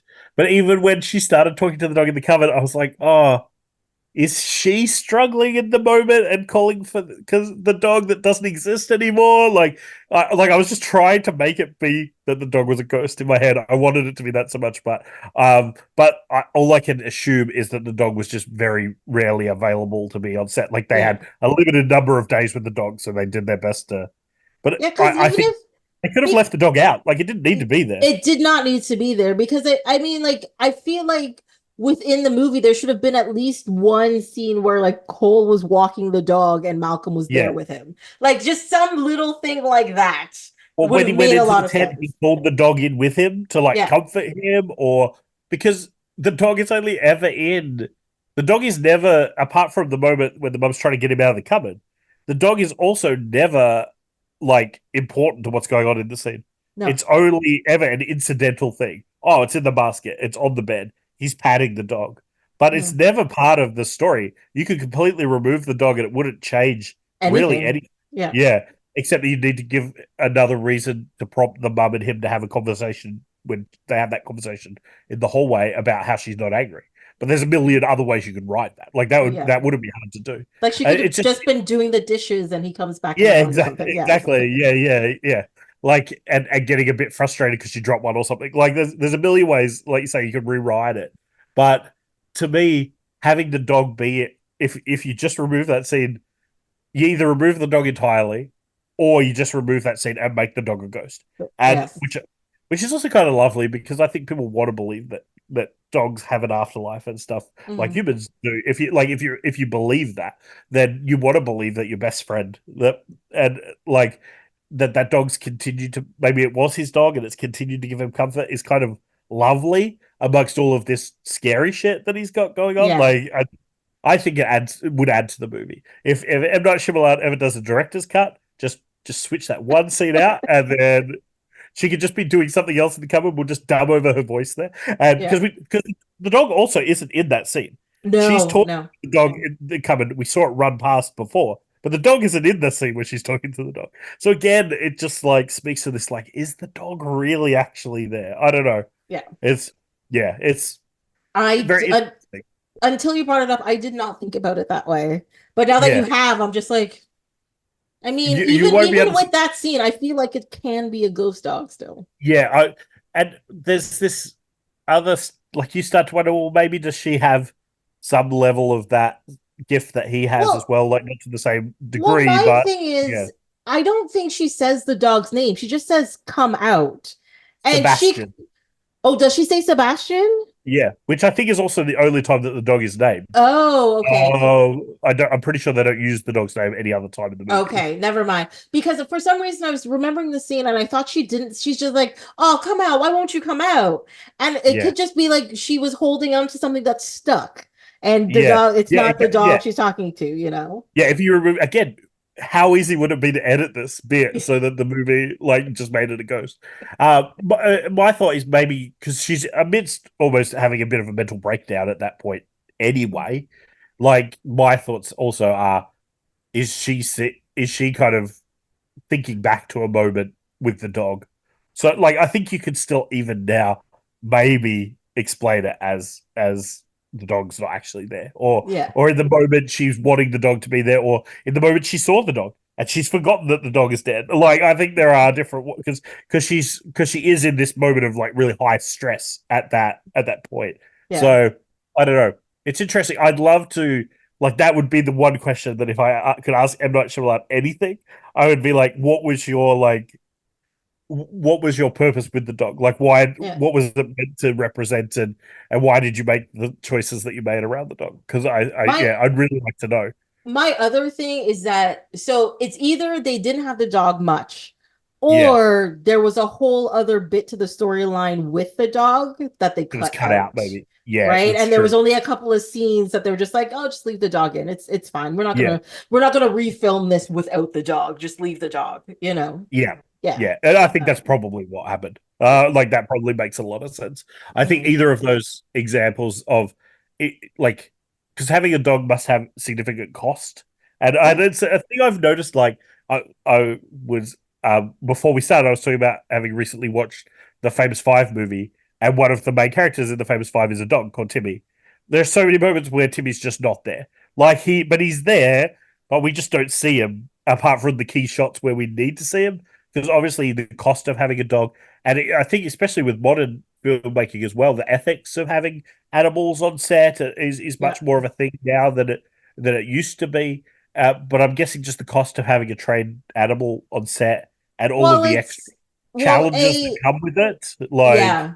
Yeah. It's almost like having a kid on set because you can yeah, only have them for certain periods of time. They have to have their special trainer with them. They have to have yeah, special food. They need breaks every certain amount of time, blah, blah, blah, and they blah. might not always get So, things right, and like yeah. so I think that my thoughts are probably it's either that. So it's either that they had pretty limited time with the dog, or like you say, there was a bigger storyline that the dog was a part of that was sort of cut out of the movie. Or maybe a combination of the two. That Mhm. they were filming some stuff with the dog and it wasn't working, so then they had to work out a way to cut around it. But and like it's certainly not a flaw. And if you're listening to this not having seen The Sixth Sense, I wouldn't let that turn you off. Although No. you really should have watched it before we talked about every part of it. But but that would be my one part where for me it maybe doesn't 100% work. Um, but mainly because I can see how to make it work so easily, like, Yeah. and actually make it help it work to improve the film. Yeah. Agreed. Yeah. Um, I don't even know what else to say about this movie except other good things. Yeah. I do like Cole's progression throughout the movie because when you first meet him, he is very timid, and very weary. And then at the end, you know, he's in the play, he's happy, he's Yes. laughing, which Yes. you don't hear him laugh throughout the whole movie. Yeah. Even when Malcolm does like the penny trick, and then he shows the penny trick, and his friend's like, "That's stupid." He's like, it's you're supposed to laugh, and but Yeah. nobody actually laughs or anything. Yeah. But then at the end he's like, it's brighter, he's laughing, he's playing with his little sword, and you know, And and he he's still hasn't like, even told his mum yet. Like at that yeah, point, like he's already had all of these improvements, and he hasn't even quite got to telling his mum about what's going on yet. Like, but he's learned to, I guess, live with the the issue that he's dealing with, which is seeing the ghosts. mhm, And like I say, I think it's really good. And then that leads to him finally having the strength and courage, and with the things that Malcolm has said to him as well, like you want the person that loves you to believe you as well. Like, so Mhm. when he finally tells her, it's actually not that hard. Like, he just tells her, and she kind of she almost believes him almost right away. Like, he doesn't have to work that hard to because all of a sudden all of the things that have been going on for her start to also make sense. Yes. Like, and he proves it pretty quickly with the grandma stuff that Mhm. but like, it's almost, I feel like she's primed for that because she just wants to know what's going on, and Yes. she knows that something's going on. She just Mhm. doesn't know what it is. So Yeah. And she's been waiting this whole movie for Cole to just open tell up, yeah, her and open yeah, up instead of just being scared and being quiet because he's really afraid that she's going to look at him the way other people look at him, and yes, he can't handle that. But yeah, throughout this he realizes that, like, if she cares and she's his yeah, mother who refuses to look at him in any other way, yeah, that, you know, telling her will help, and having somebody know will help you in this yes. situation. Yeah. Yeah. Even though we know as the audience that she never would have looked at him any other way, like Yeah. like as the audience we know that, but it's so, I think it speaks to, like, when you're in something, how much different it is to being a external viewer of it as Yeah. well. Like, Yeah. we totally believe that he feels that way, even though we know she would never treat him really differently than the way Yeah. she treats him. Yeah. Again, just really good storytelling. Like, It is. It's yeah, and without and one thing I like about it is they don't try to do too much exposition with yes, it. Like, yeah, you know, like I find sometimes in movies like this where people see ghosts and stuff, they're just like, well, what do the ghosts look like? When do you see them? Blah blah blah. He's just like, I see dead people. They're everywhere all the time. And Malcolm's just like, he doesn't, he's like, I don't believe it, but you believe it. So I'm gonna yes, let you talk about this until he starts to believe it himself. yes, yeah. And it's good. Yeah. Yeah. Um, well, talking about dead things and what people can see, Sleepy Hollow, because other people can see this dead guy, but without a head. You know. Oh, before we move on, could I quickly just pitch my sequel to The Sixth Sense to you? Oh yeah, As yeah. I do on our show. Although I may have it, I kind of want to do Sixth Sense on that movie like the sequel now because I want to flesh this out. But wouldn't it be cool to do like a sequel set like now with Cole finds a kid in kind of the same situation that he was in? So he has to use his abilities to kind of, because his skill set is different to Malcolm's, to help that kid through the same experience that he had as a child. Like, I think that would be a really cool way to do a sequel. Quick And question, but yeah, if if Cole meets a kid who sees dead people, does yeah. that mean Cole and this kid see the same dead people, or do they see different dead people? I think that would be an interesting thing. But my other thought is, if you really wanted to go with the twist, maybe the twist is that the kid can't see dead people. So maybe that Oh, he comes into it thinking, because he's coming through it from his point of view, that this is a real thing that exists, and so he's trying to help this kid, but actually the kid is almost like what we thought Cole was before we realized that so maybe the kid is dealing with an actual trauma or some other thing, and so he has to use his ghost abilities to solve this real life thing that's going mystery. on for this child to help them. I don't know. Oh, It needs a lot of fleshing out, but yeah. I think there's something there. So, okay, actually, that reminded me about a thought I had yesterday. I didn't know where I didn't write this down, but I thought I had yesterday. So recently, I had rewatched Constantine. It was on TV, Okay. Yeah, the and Keanu Reeves one. the Keanu Reeves one, and Yeah. actually, the backstory of Constantine is Cole's story. Is Yeah. that he was a kid who used to see, I mean, he says it was like demons and angels and stuff. It could have been Yes. dead people, who knows. And Yeah. then he tried to kill himself because nobody believed him and he couldn't get help, and shock Yeah. therapy and all this kind of stuff. And essentially I think a sequel could be Cole being essentially like Constantine and taking out bad Yes. ghosts and saving the good ones, you know? ghost Yeah, and that's mysteries kind or of what my something. initial like, because I just think I want to see Cole again as an adult. Yeah, So I think like I'd love to get to see that, but I know it's not necessarily a problem, I guess, but then that would be like a very different kind of movie because that yes. would be like a very more like a much more bombastic kind of movie. But yeah, I don't know. I think either way, he did a sequel to Unbreakable. Like he could Mhm. do a sequel to The Sixth Sense at some point. So He like could, I, yeah, I think that there's stuff there that you could do that would be yeah. interesting. Okay. See, now this is just bringing up a couple of other things. I've derailed us. We're never getting Sleepy Hollow. I don't know. So one other thing is I had also wanted to talk about like M. Night Shyamalan movies and his trajectory in general.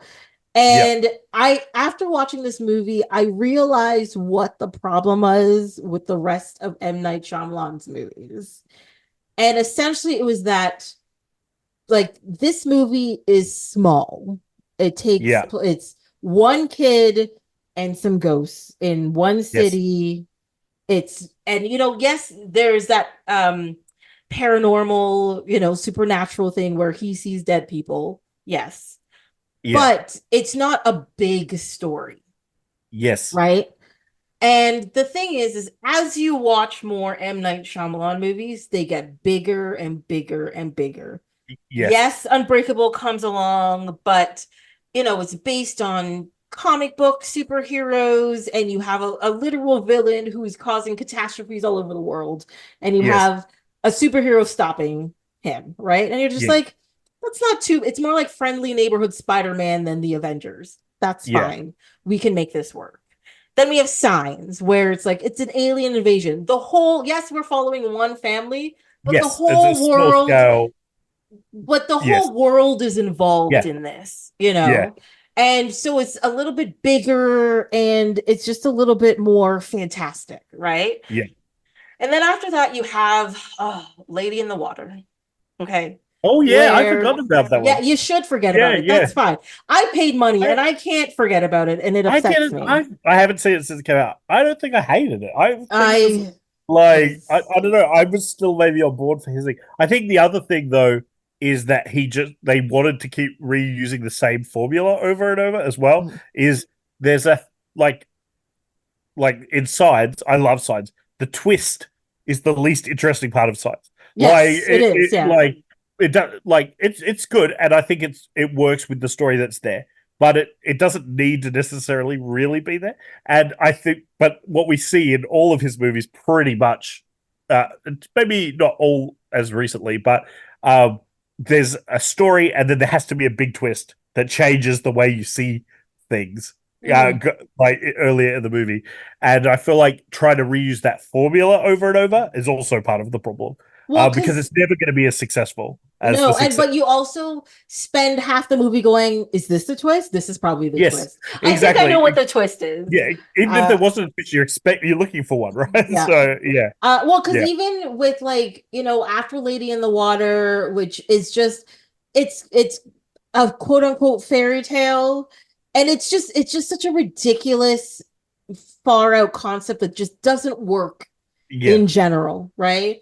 And then you have a movie like The Happening, yeah. where The Village was in there too, right? yeah, Somewhere. the village is in there, and I'm sorry, that one at the beginning I was like, this takes place in modern time. It's modern times, right? Uh, Boom, it was I modern didn't times. get it, but I And like to me it was so much more interesting again before the twist. Like yeah, but it was a more interesting story before the twist. yeah, Like like if they actually made it like there was an actual monster that was yeah, like, that's it's steeped in mythology or something, and they stopped the monster, I would have been fine with all of that. That would have been yeah, fine. yeah. But I just found it to be it's just so overly ridiculous. And Yeah, then you have the happening. It got bigger again. It's the apocalypse. Everybody in the world is dying. It's the this is the tree one, trees, right? Yeah, I and you're haven't just actually like, seen it, but yeah. I also have not, and I was just like, no, I can't do this. And then yeah, I saw Split and Glass. I saw those two, I don't and think I saw Glass actually. I saw Split. It was okay. Split was Uh, okay. I think yeah, I think James McAvoy needs to get an Oscar for his ability to just switch characters. He's yeah. really good at And it. I He's think so the good good. thing about Split was that it was a self-contained story, that actually didn't have a twist beyond the twist is this is the same universe as the Sixth Sense. Sorry, as Exactly. Unbreakable. As Unbreakable, Um, yeah. yeah. It's like that was the only twist, which in a way was kind of good because it removed the twist from the story, and so they could just focus on telling a pretty, I thought, A pretty overall decent story. Yeah. yeah. Yeah, so those two I didn't mind, but like all of his movies have just tried so hard to one up themselves and just get bigger and bigger and bigger that you're just like he's not doing those like subtle things that make the movie like The Sixth Sense so good and so interesting. He's just like, no, it's the whole world, and you're like, it doesn't have to be, right? I do wonder if he started to reevaluate that a little bit, but because there was the one. I don't know. Have you seen the one that he did kind of more recently? It's probably still a 10-year-old film, where it's the kids go to like their grandparents, and their grandparents are like really weird, and it's like a found footage movie. No. It's good. I can't think what it's called. I'll work it out so you know because it probably isn't. I can't remember what the twist even is. I think have there is an idea. but I have an idea what movie that is. yeah, it's a smaller scale one though, like much smaller scale than the other ones. And then, although I guess the one I watched more recently is all about the apocalypse. Yeah, that's Knock at the Cabin. I Knock at the saw Cabin. I saw that one. I thought that was pretty good. Like No, I didn't mind that. Yeah, that like movie annoyed the shit out of me I hadn't watched one of because his movies in a while, so I think maybe I'm ready for one. But I yeah, honestly did not realize it was an M. Night Shyamalan movie until the end of it because a friend of mine asked me to go watch it. And I was like, sure, yeah, it's an apocalypse movie, cool. yeah. And to be honest, the movie ended where I thought something should actually be happening, and then it just ended, and I was like, that was a waste of time. Is all I could. Yeah, think. I think I don't know. I liked it. Sally didn't like it though. Yeah. So, but I watched it on Netflix, so I didn't have like a lot attached to it either. Like I was just like, whatever. It is what it is. And, yeah, maybe I'm wrong. Maybe he hasn't really reevaluated because it does follow the same formula. But I will tell you, the movie with the grandparents is called The Visit.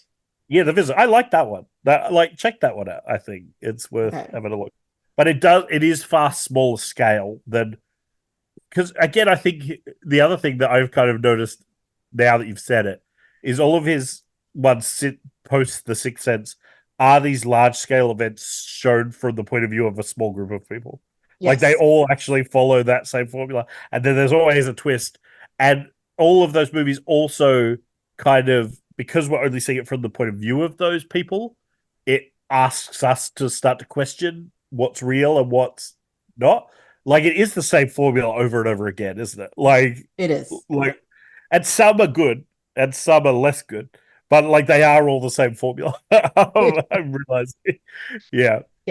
And interesting. I haven't watched the beach one. It's called Old or something. Yeah, I haven't watched that one yet. So I've watched that one. There's also one called Servant is a TV series, so that's why I didn't see that one. Yeah. But Trap is the new one that just came out, and I've forgotten that he directed that. I want to see it. The trailer looks really good, but yeah. Am I allowed to say something about it? I hope it won't deter you, but I will keep it to myself. Is it a spoilery thing or is it a... No, it's not a spoiler. I haven't seen it myself. Oh, okay. Yeah, right? Sure. I just know somebody who has seen it, and they were just like, they're like, I watched it. Josh Hartnett made a lot of faces that were closed up, and it was just stupid. That's what I was told. Yeah. And I was just like, oh, the ads made it look pretty good. Yeah, the marketing for it is really good. But sometimes you wonder when the marketing is that good. Like, it was already a question that I was asking, like, is the movie actually going to be any good? Yeah. And, like, the Blumhouse movies can really hit or miss. Like, they often have a really strong concept, but whether or not they kind of keep it going for a whole movie is... So, it doesn't surprise. I find a lot of those high concept things are 5 to 20-minute concepts, and then the rest of it you're just like, they're like, I don't know what I'm doing the rest of this time here, but here's 2 hours. You're just like, okay. Yeah. But well, that's too bad. But I forgot it was M. Night Shyamalan though. My thing with the advertising for this movie is that every time I see the ad, I'm like, that's the Sky Dome. they're in Toronto. Does this movie Yeah. take place in Toronto, or are they trying to say it's some other city? It'll What? almost certainly be some other city, right? Yeah, I know. Yeah. Um, Even me, like having been there now, I don't get as much as so. For people listening, my wife is Canadian, and so I've spent a bit of time in Toronto, and yeah, they definitely once you know what Toronto looks like, it's easy to spot it in other things that are. Yeah. And some things are so lazy. Like we watched the American Skins, and there were still Canadian number plates on some of the cars. Like they weren't even really trying that hard to cover it up. And like ever since we saw Kick-Ass 2, I think, and we walked Yes. out, and we were in the alley from like the The first movie. Kick-Ass, Yeah. and it was like, oh Yeah. my gosh, yeah, it's cool because it's just not something that happens where I live. So like, because I guess there's just so much filmed in Toronto, but Yeah. very few things take place in Toronto at the Yeah, same it's time. always like Philadelphia or New Yeah, York or Boston. like all the Like, Resident Evil movies, like yeah, yeah, or like they're some all really apocalyptic clearly in Toronto. wasteland. Yeah, I will say I was very proud. Oh, here comes the Star Trek segment. When they did a Strange New World episodes where they went back in time and it was Toronto and they were in that's Toronto, but they clearly did not know what the layout of Toronto was because they're like, oh, we'll just walk over here. And I was like, you're at the lake shore. That's at Ossington. You're not walking 5 minutes. What are you talking about? It was stuff so I like that. mentioned that that doesn't happen much in Tasmania, but that actually did happen with like a Oh, crime series that I watched recently in Tasmania, and that like they go to this dam, which is at least a 3 hour drive from where the action is taking place. And I mean that time probably could pass in terms of the story, but they don't give you any inclination that it did. Like it just they're and like, turn a corner. There it yeah, is. exactly. And it is funny when you kind of know those things, Yeah. and then you wonder like, is it actually important, or am I just being picky because I know? Like for anyone else watching, they wouldn't care. But Yeah. also sometimes I wonder like why I'm just like why couldn't it just be Toronto? Like there's no reason it needs to like in so many cases it doesn't actually need to be a different city. There's no Yeah. real it wouldn't change the story at all. I think a lot of the boys is filmed in Yes. Toronto. The Boys Yeah, is filmed, all of it's filmed in Toronto. yeah, Yeah. yeah. Because Yeah. there's a lot of times that I noticed in that That when I was and watching it recently. what was the other show? Umbrella Academy. They did Yeah, a bunch of it and here. Yeah. and at one Yeah. point he actually goes to Toronto. Yeah. Like so A Train ran to Toronto. It's like oh, you're another street. Which I thought was kind of a nice little inclusion there. But yeah, it's just those things I sometimes wonder. It's like when they get a British person to do an American accent or an Australian person to do an American accent. And I'm like, is there any reason they couldn't just be Australian? Because this Yeah. bad accent is taking me out of the movie. Really? Like, I like honestly, half the time that there's a British actor, I think when they're doing interviews, they're doing an accent because I'm just yeah. like, wait, you're British? You're I think it depends Australian? That's crazy. how aware of the actor you are Yeah. beforehand too. So it's probably for me, it tends to be more Australian actors. Mhm. And it's not even that their accents are bad. Like but just so many times I'm like Australians live in America. Yeah. This person could just be Australian. Um, and like I've noticed that that is starting to happen a little bit. Like anything that has Seth Rogen in it, that has Rose McGowan in it now, she's just an She's Australian. just They've Australian, yes. stopped. Yeah, they've I stopped loved her in The making it. Neighbors. Yeah. Yeah, yeah, exactly. Neighbors, and they did a series together recently as well. I'm not sure Platonic. yeah, Platonic. Like he's obviously just come to the conclusion. He's like, why do we keep making you American? Like like Australian people exist in America, and like I think there's a lot of them, and and it's just so weird. Like you don't even need to explain it. You can just be from Australia. Like it doesn't need to change plot. Even Ninja Turtles, she's the voice of Leatherhead, and she got to be Australian. Yeah. So, like, I just like that because to me, it's one of those weird things that they do where they just like. Is there any reason Doctor Strange couldn't be British? Like, there's nothing Uh about that character that has to be American. Not really, but I guess I actually think his British maybe accent might work better as a magical mystery guy. Plus, you'd have that's a true. British accent which would break up all the American accents in the Avengers. Like, Yeah, I don't know, just little things like why make him American? Like, there's no reason to do it. But because they, of angry fanboys, that's why. yeah, yeah. I don't know. Just those things kind of annoy me sometimes because, and I also, but the one cool thing about the Marvel universe is that these days, a lot of Asgardians they're just Australians, right?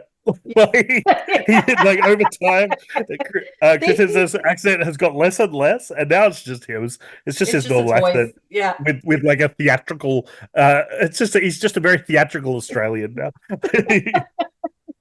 very true. Uh talking about theatrical Australians. Um segue, Sleepy Hollow. There you go. Sleepy That's all Hollow. I got. It's That's all okay. I got. Going on. I had pages of notes for Sixth Sense. I have 4 notes for Sleepy Hollow. So I don't Uh think this is going to take us as long to talk about. I actually have slightly more notes for Oh, Sleepy Hollow than cool. Six Sense, which is Oh wow. not it's not that many. Like Yeah. I always have this problem when if a movie is mediocre, I will have tons of notes Yes. because I'm like, why didn't they just fix this? And they could have just done this over here. But I have notes. Yeah. But if a movie's like really bad, then I'm Yeah. just like, you can't fix this. I have no idea what this is, blah, blah, blah. But also, if it's really good, I'm busy watching the movie Yeah. True. and not taking Yeah. notes, right? And I find both of these, I enjoyed my viewing, and, or maybe I'm just getting lazy at note taking. I have no idea. But I was just So like, I'm good with you like this. Sleepy Hollow overall? I did. Yeah, I did. I do like this movie quite a bit. It is like Tim Burton is known for dark films. I get it. Yeah. And I will say I did not see what's the Barbara Seville one? Sweeney Todd. Oh, Sweeney Todd. I Yeah. did not see Sweeney Todd. So for me, Sleepy Hollow is one of the bloodiest Tim Burton Oh, movies I out like I there. like Sweeney Todd a lot more. I like you should watch Sweeney Todd. I think it's pretty good. Yeah. But yeah, I was really excited to rewatch this one because I don't think I've seen it since it came out, basically. Okay. I don't know. It wasn't bad. It just didn't do much for me, I think. Oh, Like it's like it just I don't know. I don't want to sour you on it. You tell me why you liked it first and then and then I'll okay. talk more about Well, so just I was just checking to see the release date to see if they came out around the same time.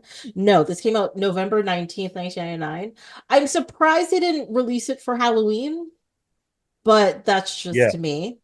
The reason why I liked it, I don't know. I Why do you like Tim Burton movies? They're weird. Yeah. They're kind So of fantastic. a They're lot of the Tim Burton aspects I did enjoy. So like I Mhm. really liked it visually. I really enjoyed it. And what I really liked, and this is one of my main notes of my 4 notes, is that I love seeing the gothic aesthetic applied to America. Because Yeah, we don't really ever see that to the point that I thought we were in London at the start, and then I had to recalibrate my brain. it's in New Um, York. Yes. yeah, yeah. But like, so I really liked aesthetically what they did, and I really enjoy that.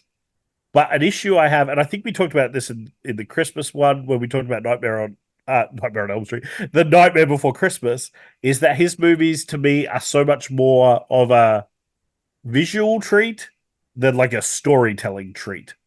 And I think Really? that's where it let it down for me. Like I feel like his this movie was so much style, but I just felt like there wasn't very much substance to the movie. Oh, Like I disagree. I think there's I just felt so like much substance in this one. so obvious and easy to follow. Like, and it was just like a series of events that happened. Like, there's a Mhm. mystery, but it's barely a mystery. It's just, and we're just given the facts. We could have never, unlike Sixth Sense, we could have never found out what was really going on until we got the extra information that we're given at the end of the movie. Mhm. Like, it's not a mystery that you could solve, really. Yeah, Uh, like because it's all just comes down to the person's confession at the end. yeah. Um, there's never any ambiguity as to whether or not the horseman is real. Like it's just very clearly real from the start. Even like they have the guy in the costume, but it's very made very clear very fast that that's not the real Horseman. Like that was Mhm. just them playing a prank on him.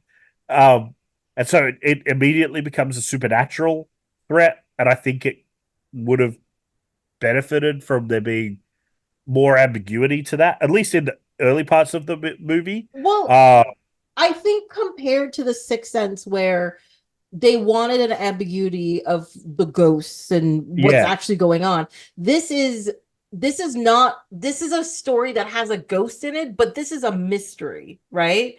And yeah, so when you have a mystery, there isn't like ambiguity. Like this is essentially a turn of the century procedural movie that just happened to yeah. have a ghost in it. I just don't think the And mystery is very good, though. I think that's the part where it lets it down for me because it's like, or like we never really like I don't know, maybe it's just me. I never really cared who the killer or who the person controlling the horseman was because were all such underdeveloped characters. And Mhm. they're all played by like amazing actors Oh that could yes. give us a lot, but they're never given very much to do because we're too busy watching Johnny Depp being quirky the whole time. Like I feel Well, like he's put too much on Johnny Depp and not enough on the ensemble cast. And Christina Ricci doesn't have anything to do until like the last third of the movie. And like the sidekick is cool, but he's so underbaked. Like the little kid, like he doesn't like he could be cool, but fucking Johnny Depp's outstaging him in every scene that they're in together, and it's just like I don't know, it didn't work for me. And I mhm. really wanted it to. I was really excited to rewatch it because all I can remember is he lives in a tree. That's all I can remember. I was like, oh yeah, that's that movie where the horseman lives in a tree. Yeah. Like I'm that much into Headless Horseman that I have a Headless Horseman action figure. Like that's how excited I was for this movie. And I think the Disney version is better. The cartoon of Sleepy Oh, Hollow yeah. is better than this. Like I don't know. Have I And ever even watched that, that? yeah, I rewatched it recently and found out that there's a whole first two thirds of that movie because I think I'd just seen like some Halloween special that only showed the last part of the Disney one. And I would recommend that people don't watch the full movie, just watch the last scene with the horseman because that's really, really good. So maybe the Disney one isn't better. I'll take that back. It's also kind of bad, but I don't know. I just don't think there was enough here. There were all the elements that I wanted to be there, but they were all felt a little undercooked to me. I don't know. I actually really liked. Yes, I will agree. Like with many Tim Burton movies, especially the ones with Johnny Depp, it's all focused on Johnny Depp being quirky or odd or Yeah. strange And or like he's good. and He's good in he's it. Like that's not a yeah. criticism of him. It's more a criticism of everyone else around him. But I don't think Or anybody else around him was like bad or doing less. I they're think not given the anything to world do though. Yeah, but I think the world that is built is understood. And even if you don't understand each character specifically, you understand their roles and why they're part of the story. It's not like yeah. they're not, each person is there for a reason. They're not there and not doing anything for no reason. If you change the order that all the characters died, it wouldn't affect the story at all No. And I think that's fine. because none of them really matter. I think like they're all just sort of avatars because he needs to kill people throughout the course of the movie. Like Yes. it feels as skin deep as like a Friday the 13th movie. Yes. Like it just could be so much better than that. Like and like I love Friday the 13th movies, but they're like a specific thing. And I feel like this is meant to be gothic horror, and there should be depth to gothic horror. It shouldn't be a slasher. It should be I feel like you just need more than like visuals are a big part of gothic horror, but I feel like there's more to it than that. And you've got all of these, like you've got your Christopher Lees, like you've got all of these guys to be in it, but then they're all underutilized. Like they're all underutilized, and you're giving Johnny Depp so much to do, and that's not a criticism of him, but I think you then need to give all the other characters at least something to do. Whereas they're just all people in wigs standing around being like, "Oh, my friend is is related to him, and then they get their head chopped off. Ah, actually, that person was lying about that, and Yeah, then it just moves on to the next thing. but Like it's isn't that supposed to be I view that part as an indictment of the bureaucracy of the time period where you had all of these people standing around that are pointless. They don't do anything. They're in their fancy wigs. They believe they're important, but are they? Like I felt like that was part of the yeah, okay. storytelling. Like it was kind of purposeful that these I didn't people get are that, on but I can see that. Yeah, their own they believe they're important, so they're important, even though and so there's no maybe substance to them. and maybe I'm dumb and missed that, or maybe that needs to be clearer. Like if that was the intent, Yeah. um, but because I can see that, and I think that would be interesting. But to me, I didn't get that really. Yeah. Like, and just everyone, and like, there's the bit where he kills the family, and and it makes sense at the end when you know who's controlling it.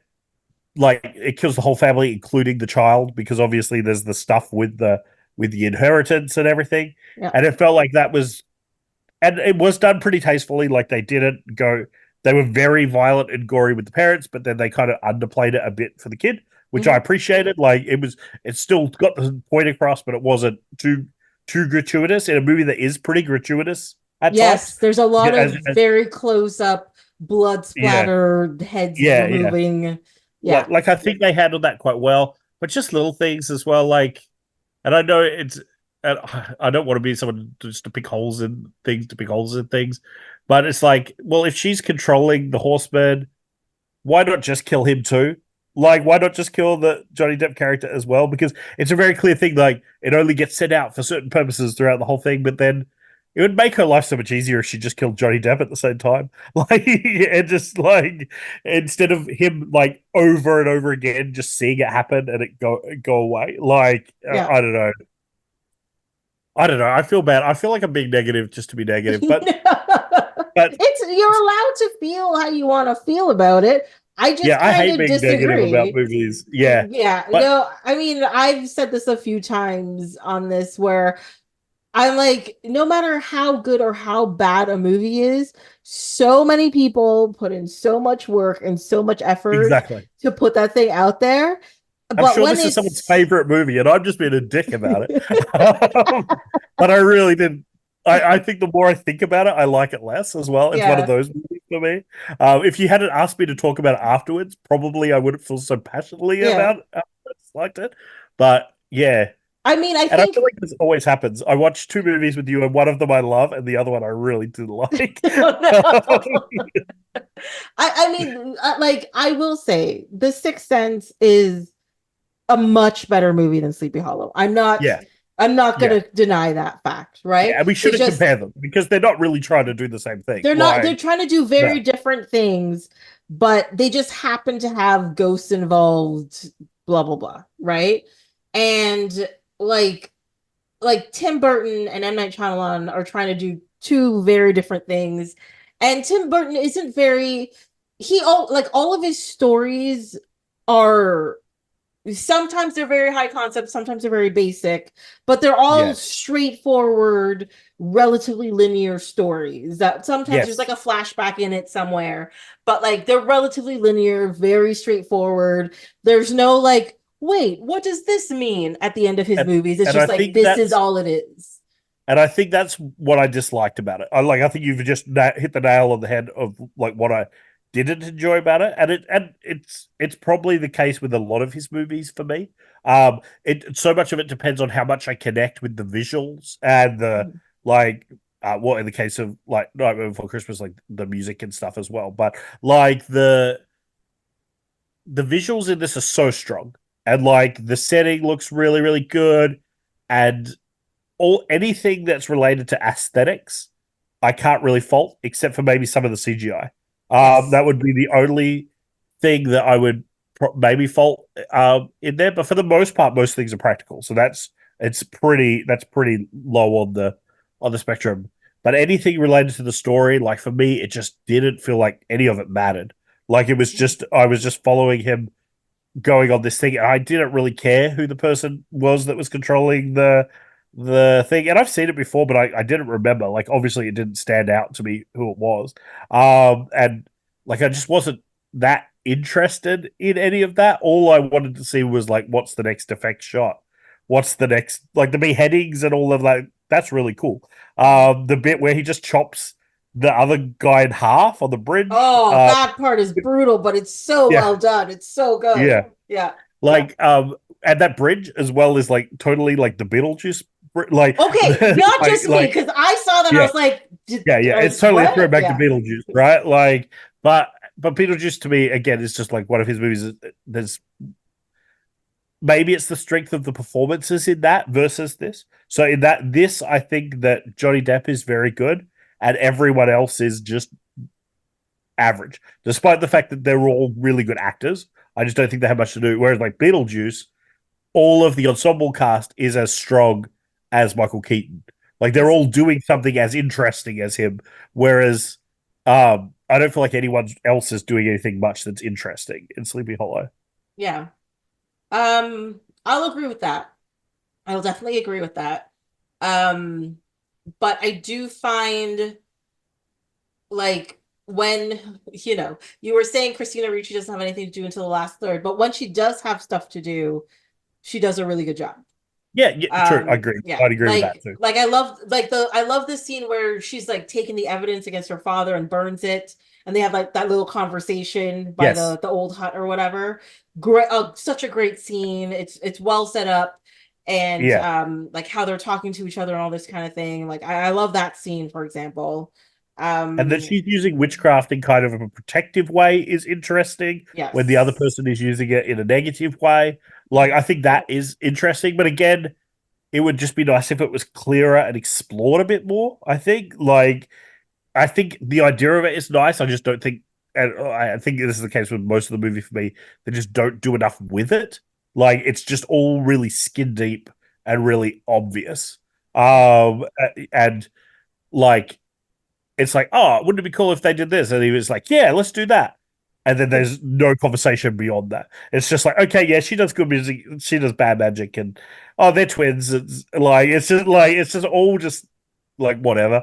Well, I don't think the twin sister did good like No, good Christina magic Ricci. compared to whatever. Yeah, Yeah, yeah, Christina Christina Ricci Ricci did. versus the Yeah. stepmother. Sorry. Yeah, but I also think Yeah, Christina Ricci's quote unquote good magic wasn't really doing anything, if you know what I mean. Like yeah. she was like such a novice that it wasn't actually helping But anything. did it stop?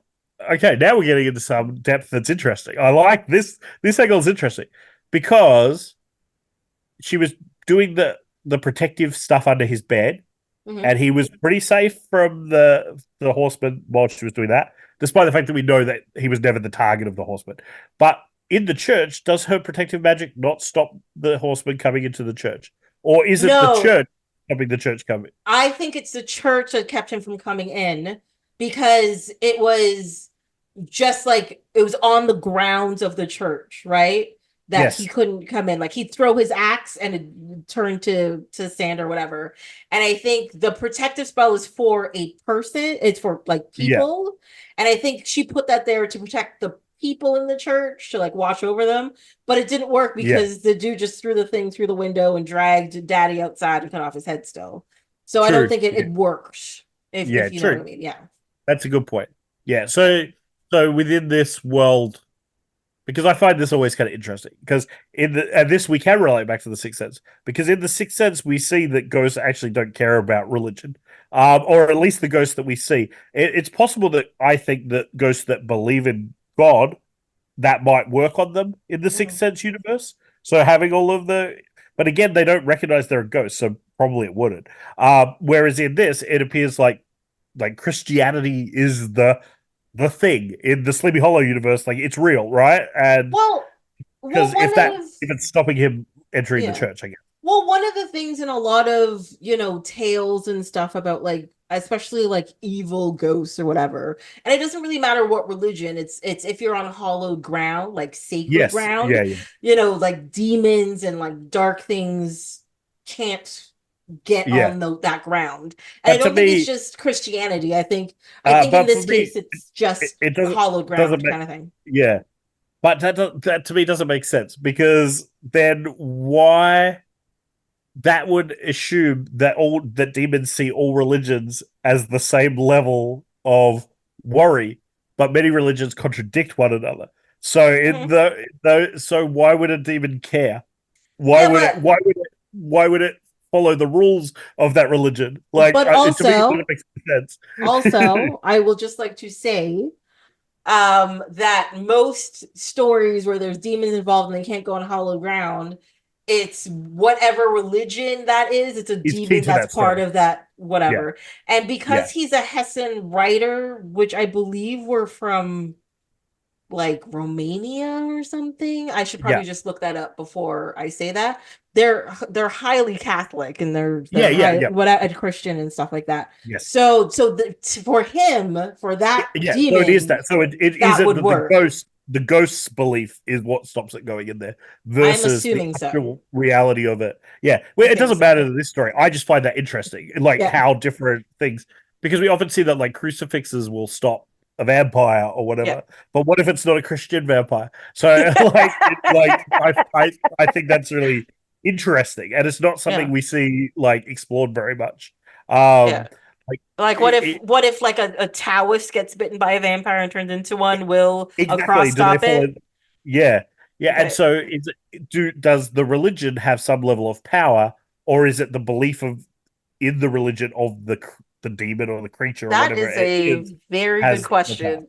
Yeah, Yeah. because most of the time, like when we think about exorcism and all of that stuff, it's always related to the Catholic Church. But I'm sure, like I think about things like Jinn and stuff and how Hmm. they relate to like Eastern religions or like Middle Eastern religions and things like that as well.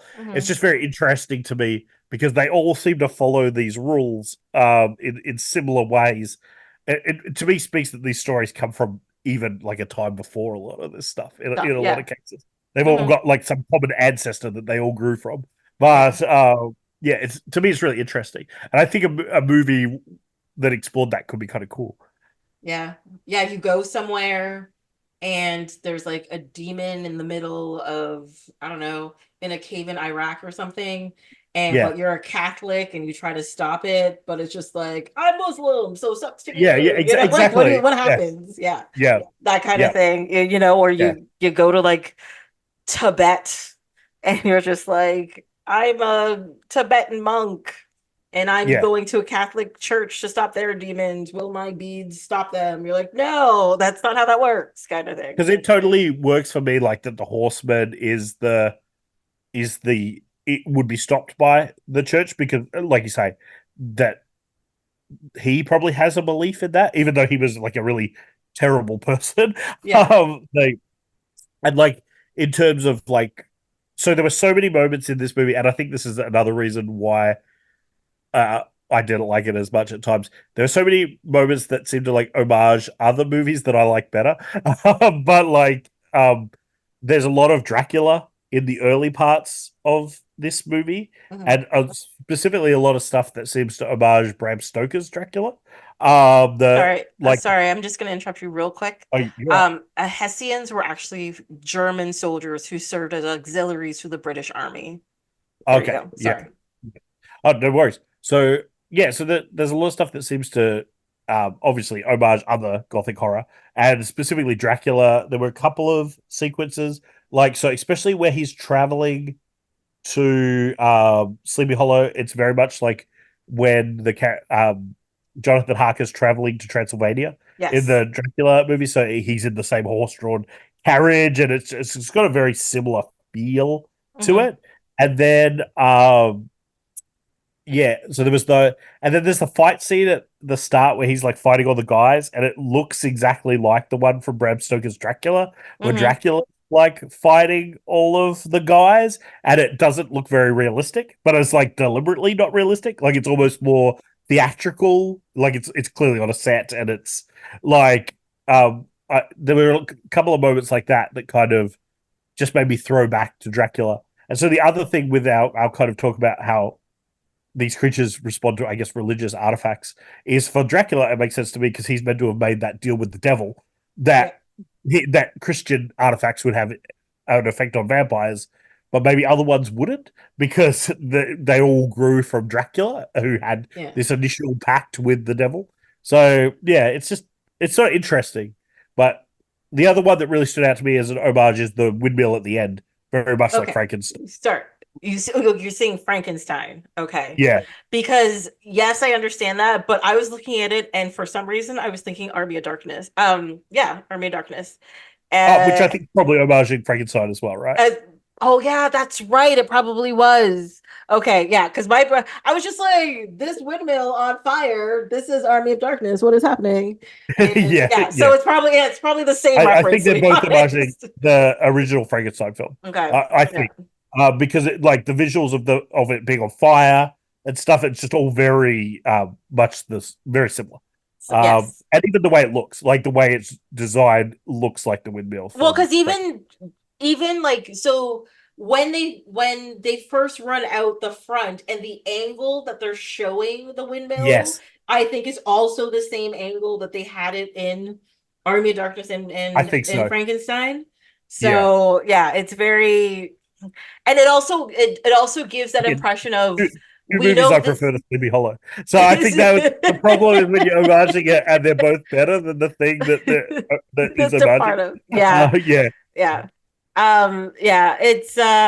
Okay. So I thought I was just like, making shit up in my head when I saw these things. But yes, okay. We're seeing the same stuff. Yeah. I'm pretty sure it's I'm guessing not that Tim Burton wouldn't be homaging Army of Darkness as well. But because I think there's probably a pretty good chance that he has seen and potentially enjoyed that movie. But but I think they're probably all throwing back to Frankenstein. And it's possible that Frankenstein wasn't the first thing to do it either. But like Frankenstein is pretty early in cinema. So it is, It was 1930s, I think. And one of the first kind of sound ones from the period, I think. So and obviously kind of especially Gothic horror, one of those kind of iconic things as well. Speaking of Frank, so recently I listened to the audiobook. Apparently I don't read anymore, I just listen to audiobooks these days. Yeah, cool. And it shocked me how different the story in like the movies and stuff are compared to what was actually in the book. Because the book is a lot.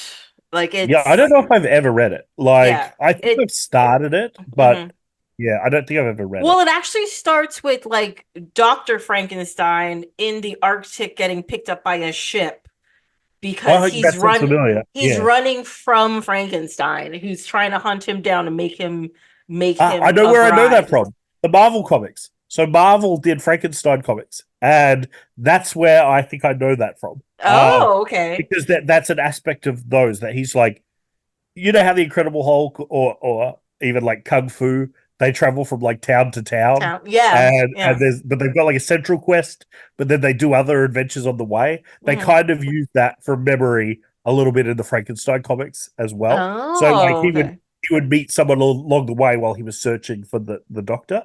But he was. They were like in reprints that I used to read, I guess, in the like late 90s.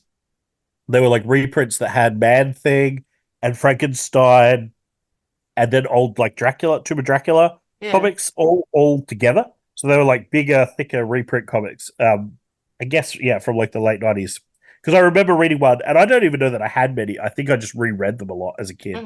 But there was one that had like the origin of Man-Thing. It had this Frankenstein story where he went to like a cabin somewhere, I want to say like Alaska or something. And then another one where Spider-Man was on a cruise with Dracula.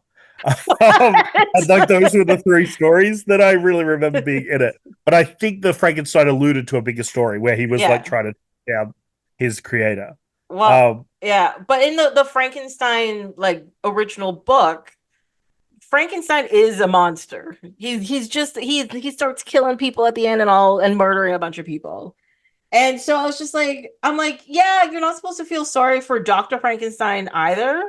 And but movies and stuff make you sympathize with Frankenstein's monster, Yeah, especially him. but Like of all of those monsters, he's the sympathetic one. he's I the feel like. sympathetic Yeah. one.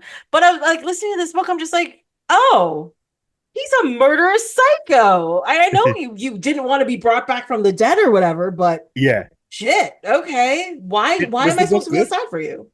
Was the book good? Um, Like, would you recommend it or I would recommend it, or maybe it's just my curiosity because I like to see the juxtaposition of because I'm what's the curious. original or whatever. I Yeah. do recommend it. There are parts that are a little that drag a little, Yeah, it might be an audiobook, I think, versus a reading book for me. Like I think I would struggle Yes, because through it. also the Um, language, because of the time it was written, the language is a yeah, little bit tricky at times, yeah. or just sort of slightly drawn out as they try to like describe certain It's hard things and because it is whatever. hard for me to imagine it in that other light. And I think this may be a thing where maybe the movies, I'm guessing, kind of improved it a little bit because I think Yes. making the monster a bit more sympathetic is actually a bit more interesting. Like Hmm. it like having like the horseman, for example, in Sleepy Hollow, he has no redeeming qualities. Like he's Yep. just this awful, like scary thing. I And will that's still say, fun. can I just say one thing about that? The Yes. Headless Horseman. He is not redeemable anyway, but he's fucking cool. Like he's Yeah, no, cool. he is cool. But he's more like a but even like I feel like in modern times, I was about to say he's more like Michael Myers. I was about to say he's more like Jason, but I feel like Jason actually is more especially with more modern stories that have elaborated on his backstory a bit more. Jason actually is closer to Frankenstein. I think that he does have some level of sympathy because he was like let down by society, and that's why he is the way that he is. Whereas Michael Myers is just like evil. Yeah. As long as you ignore the Rob Zombie ones, but like Michael Myers is just like evil, and I think that works. Freddy Krueger, another one, like that works. They don't necessarily have to be sympathetic, but I think for Frankenstein it makes him a bit more interesting because then you realize that the real monster is the Doctor. And Yes. like I think that is more interesting because the guy that looks normal and is the human is actually the monster, and then the monster is the the more human, I guess, or the more like I think Yes. that aspect makes Frankenstein better. I think maybe, but not having read the book, I'm just guessing. Hmm. Yeah, no, like, and that's one of the reasons why I just went around. I started doing this whole thing about reading like the classics and stuff. So, Yeah, Dracula was in there, and I yeah. read like War of the Worlds and all that kind of stuff. War of the Worlds, fantastic, Okay, fantastic. yeah. Definitely do that one. Time Machine, meh. Um, but like, Dracula, because I have read Dracula, but again, I don't know if I've ever finished it. Like, I feel like I well, started when I was younger. yeah, no, that same thing with me. I have a copy of Dracula. I Yeah, tried I reading do. that first 35 pages like four Yeah. times and I just couldn't do it. Audiobook form, however, perfect. Yeah, I Perfect. think that's it because you can drift in the bits that you're not feeling it. You don't have to push through like you do when you're reading. Yes. So yeah, cool. Yeah. I think I'll do that. I think that makes a lot of sense. Mhm. Well, Because I maybe I should. love Dracula as a movie. Yes. But Yeah. Yeah, I was thinking that maybe I should, there is like this is based on a story, like a full story or yes, like a short story. a short story. I think because Okay. me and Sally were talking about this because she watched it with me, and we were talking, and I was talking about how I didn't love the mystery because I just it wasn't connecting with me. She said, "Yeah, but I guess it was maybe written at a time where mysteries weren't as sophisticated." And my thoughts are, and I said to her, "I'm pretty sure the mystery isn't a part of the short story. I think the short story is literally just about this ghost that scares people and about a Yeah. school teacher." That comes to town and gets scared by the headless horseman. Like it's I think it just is purely focused on Crane and the horseman. I don't Yeah. think there's a mystery aspect. I could be wrong. I haven't actually don't think I've actually read it, but Yeah, it's The Legend of Sleepy Hollow is an 1820 short story by Washington Irving, yeah. contained in his collection of 34 essays and short stories titled The Sketchbook of Jeffrey Crayon. Sure. So yeah, I only think it's like a few pages long and stuff. Yeah, exactly. I think Yeah. it's purely focused on like the part where he essentially gets chased. Like Hmm. and it's almost more I think it's more meant to be almost like a myth than an actual story, if that makes sense, like an urban legend almost. Kind of Is thing. yeah, I think that's what it's more supposed to be.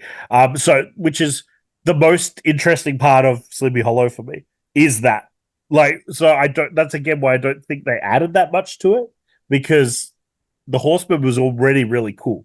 The mystery and stuff. I felt like they just were like, we have to make this movie go for an hour and a half. so so they put other stuff in there that to me didn't add a lot to. I think there's a better way to tell that story. Like, I think there's a better way to do the Headless Horseman story as a Well, movie. yeah. I just don't know what it is. Are there any other Headless Horseman story? Like, Like I know there was that TV show that the was TV show, surprisingly yeah, entertaining. Well, yeah, for the but pretty first weird. I think two it takes a lot of seasons. liberties, right? It Like, I think does. it It takes does. a lot of Well, liberties. I mean, Crane, I forget how he ends up in the 20th century, but he's in 20th century, 21st Yes, century Sleepy Hollow. But all of a sudden stuff starts happening in Sleepy Hollow and he's got like hunt down ghosts and he I've he only seen the calls first back episode or two, but he yeah, calls back to his weird. like meeting George Washington and stuff, and you're just like, wait, what? But it's Yeah, essentially like a modern procedural that just happens to have a guy from the turn of the yeah. last century in it. And then to me, the Disney one is the iconic one, but it's part of a bigger movie with. It's like, I want to say it's Half Wind in the Willows as well. Like, I Okay. think it's like a two. It's like a dual movie. There's like the Mr. Toad bit, and then there's the Sleepy Hollow bit. Yeah. And then even the Sleepy Hollow bit, I would say that the first 2/3 isn't worth watching. It's only like the final sequence that's really exciting in the Disney one. So just so you know, the whole Legend of Sleepy Hollow is available online. Yeah, And it is postscript. I guess. It's like 40 pages. Yeah, so there's. I do think, I'm pretty sure that it largely just focuses on the time that he's basically getting chased, and like he comes to the new town and gets chased by the horsemen, and that's pretty much it. That's it, Um, yeah. yeah, and even the Disney one, like the first bit is about him coming because he's a teacher, versus the police officer, So yeah. and he comes to town, and there is a bit of a focus on like that he's come to town, and there's like a dance, and there is a bit of a love interest, and then he goes out one night after the time that you're meant to go out, and he crosses that same covered bridge. So the covered bridge is definitely, as much as that is a throwback to Beetlejuice, I think it definitely is part of the story, as well. And then he's chased by the Headless Horseman, and that's the end of the movie. But because like I say, it's only half the length of a movie anyway, and because it shares it with, I think, Mr. Toad, the Disney one. But yeah, it's the end of the Disney one is really good. Like, it's really compelling and really cool. I think they used to show it as part of like a Halloween special. I think that's actually where I watched it as a kid, where they Oh, that showed makes like sense. some Halloween shorts. There was like a Donald Duck one with Huey, Dewey, and Louie dressed up for Halloween. Like, I think it was part of all of this. They might have all been part of the same Halloween special. But I wouldn't necessarily recommend you go and watch the whole Disney one. Just skip to the final scene. Just skipped it. Yeah. Okay, got it. Yeah. So I did have a question Yes. about there was one thing in here. Well, there's a couple of things, but like one thing that caught my interest was, so at the beginning of the movie when you meet Ichabod in New York, he's about to leave and he has a cardinal in a cage and he lets it go free, Yeah. right? And then you get to Sleepy Hollow, and he's out with Christina Ricci's character, I forget what her name is right now, and there's a cardinal singing, right? And then they go out into the dark woods and they meet the crone. And when he walks in, she's just killed a cardinal. Do Yes. you think that's the same bird? Probably, because I feel like it's pretty straightforward. Like, I feel like all the rest of the movie's pretty straightforward, so I'm guessing it's just the same one. So you think because it was his pet, the pet followed him, and then Yeah. this crone got the bird. Okay.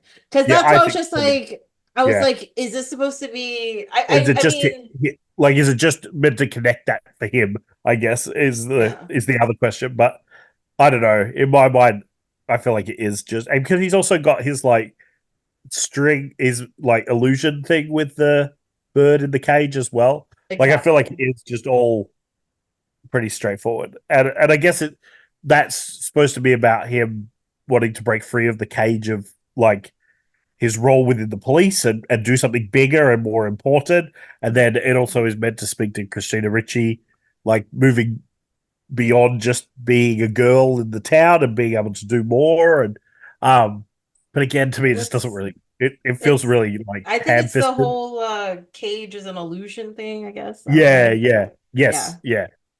But Um. I guess it feels really ham fisted to me. It would Well, like like it's trying to be deep, but it's not quite grabbing. it's Like, nowhere near as deep as it wants to be. yeah, Yes. exactly. Yeah, There is one scene in this movie that gets me every time, and it's the scene where the kid, like in his flashback, his father has put his mother in the Iron Maiden, and yeah, like he goes back there and like it's the eyes. There's a lot of like just eyes in this movie. yes, Um, which but like every time that thing he goes in there and it opens and all the blood rushes out. Again, lots of blood in yeah, this movie. yeah, yeah, Blood rushes out and she like falls out of it. I'm just like, oh my God. That now that's trauma.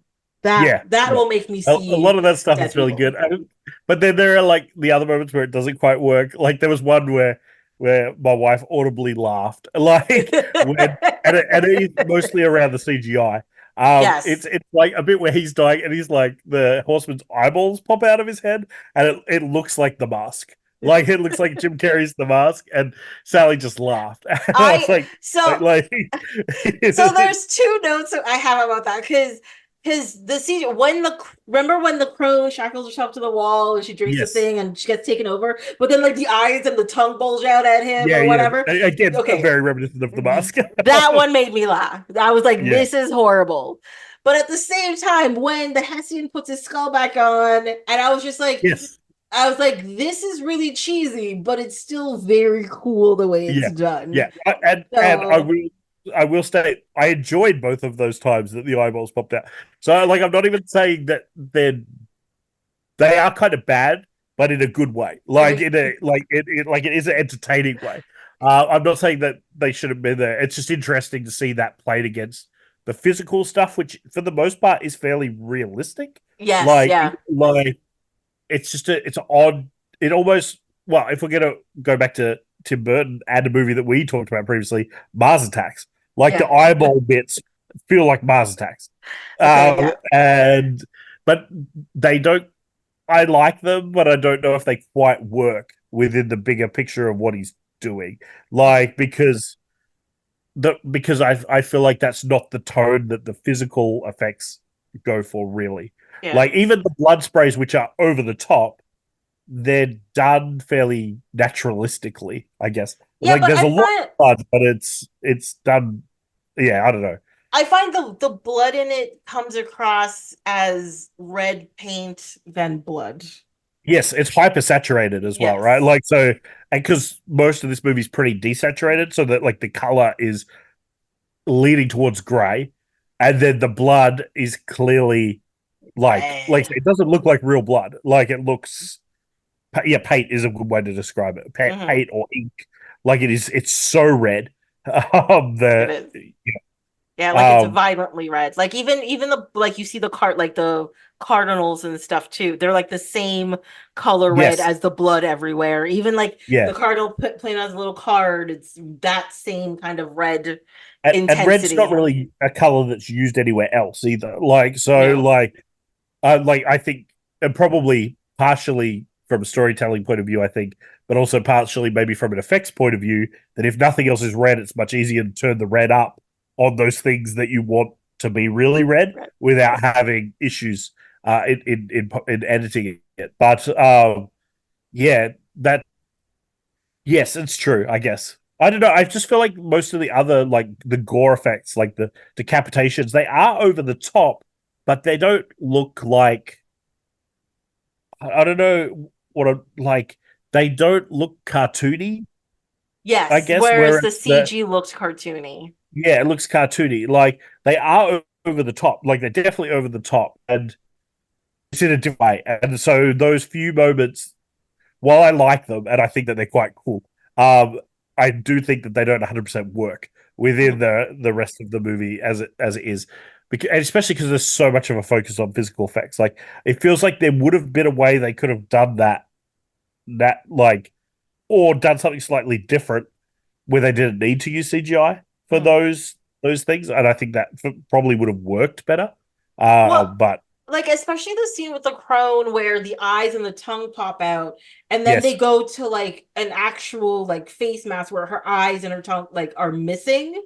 I feel yes, like if you did like a simple effect where they just rolled back into her head instead of I popping out, agreed. would have Yeah, made a lot more sense. I don't know how and you fix the Hessian thing though. I feel yeah, like him growing his flesh and stuff is necessary. yes. But I feel like you could have, like, the way they would have done that in the past is kind of like how they did it in Indiana Jones, and you would have done that and just played it in the other way around, so that it's like growing back out. Like I Yeah. think there are ways to do it, and I'm sure Tim Burton would be aware of those because he's into this. Yeah. And because in the past it would have been stop motion. Like in the Yes. past, it would have done stop motion. Um, Prior to Mars Attacks, I'm sure he would have done it stop motion. Um, and I think maybe even that would have worked better because I just feel like it would have felt more part of The that world. movie storytelling. Like because CGI is used so infrequently that when it is used, it just really stands out as well. Hmm. Well, it may have been one of those things because of the time period and stuff where people just like the studio was like, no, no, no, use Yes. CG. Yeah. We're And we're gonna already paying all try this money for this. a real set, right? So Yes. you need to bring the costs down, or yeah, it Some ways. could be. Yes. Yeah, it could be. And I think we weren't as like sophisticated at spotting that stuff as we are now. So Hmm. maybe it didn't look as bad to audiences back then. Back then. Like maybe it Yeah. looked but yeah, it that to me really stood out. And again, not in such a negative way because the whole movie's weird effects and like, but it's yeah, I don't Hmm. know. I just wanted Um, to say one last thing is that at the end of the movie, the horse goes to hell too. And I'm just yes, like, I'm sorry, was the horse killing people? it participated in Apparently. all of his crimes. It didn't kick him off. That's true. He's like, no, Yeah, you abetted. You were there. yeah, You let him sit it's on you and do accomplice. these things. It's his accomplice. So, like, all right. I'm interested because, like, when I was watching Sleepy Hollow, it just made me think of other movies that I would like to watch more again. But like, have you seen The Woman in Black with Daniel Radcliffe? No, I saw Crimson Peak. Yeah, Crimson Peak, I feel like is another movie trying to do a similar thing, right? Yes. Like it's trying to recreate that gothic style, but in modern cinema, I suppose. Yeah. And I can't remember that movie super well. I think I enjoyed it. Okay, I Uh, don't think it was anything, I but think if you rewatch Crimson Peak again, you'd have the same problem with it I as you think do I with think Sleepy Hollow. I probably would. Yeah, because it's And a lot of that was filmed in Kingston in Ontario as well, which is yes, where my yeah, wife is from. So yeah. like I think that's part of what got us through that probably as well. But They're like, what house is that? Do you know where this thing is? Yes. yeah, yeah, Because from what I remember, that movie is like all the advertising and how it's portrayed. They're like, oh, it's supernatural, and then at the end of the movie, you're just like, oh no, it's just creepy people being mean to this girl in this house. yeah. And then Um, there's like ghosty thing in the corner at the end up on the line. yeah, but But it's yeah, like, but visually, the movie is beautiful to look at. Like it is yes, just yeah. beautiful movie, but So it's I would not doesn't do recommend anything. I would recommend seeing The Woman in Black. Okay. I really liked it. I skipped the sequel, but the Okay. the first one because I feel like what it was trying to do, and it does it in quite a different way, is kind of the same kind of thing, which is do a modern version of those gothic horror films from like anywhere from the 30s up to about the 70s and early 80s. And The Woman in Black's interesting because it was released through like Hammer, who did a lot of those Christopher Lee Dracula movies and all of those things in the 70s. So, like, it is the production company, although I'm sure it's a lot of different people involved, does have that pedigree of making kind of gothic horror. And I think, like, the UK has always been pretty good at gothic horror. Like, that's been their sort of meat and potatoes for a long time. But it does a lot of the same things where it is using a lot of that same visual style, but it also takes a lot of, like, modern horror film making as well. Like, it takes a lot of cues from that. So it has a lot more tension, and it's certainly a scarier movie.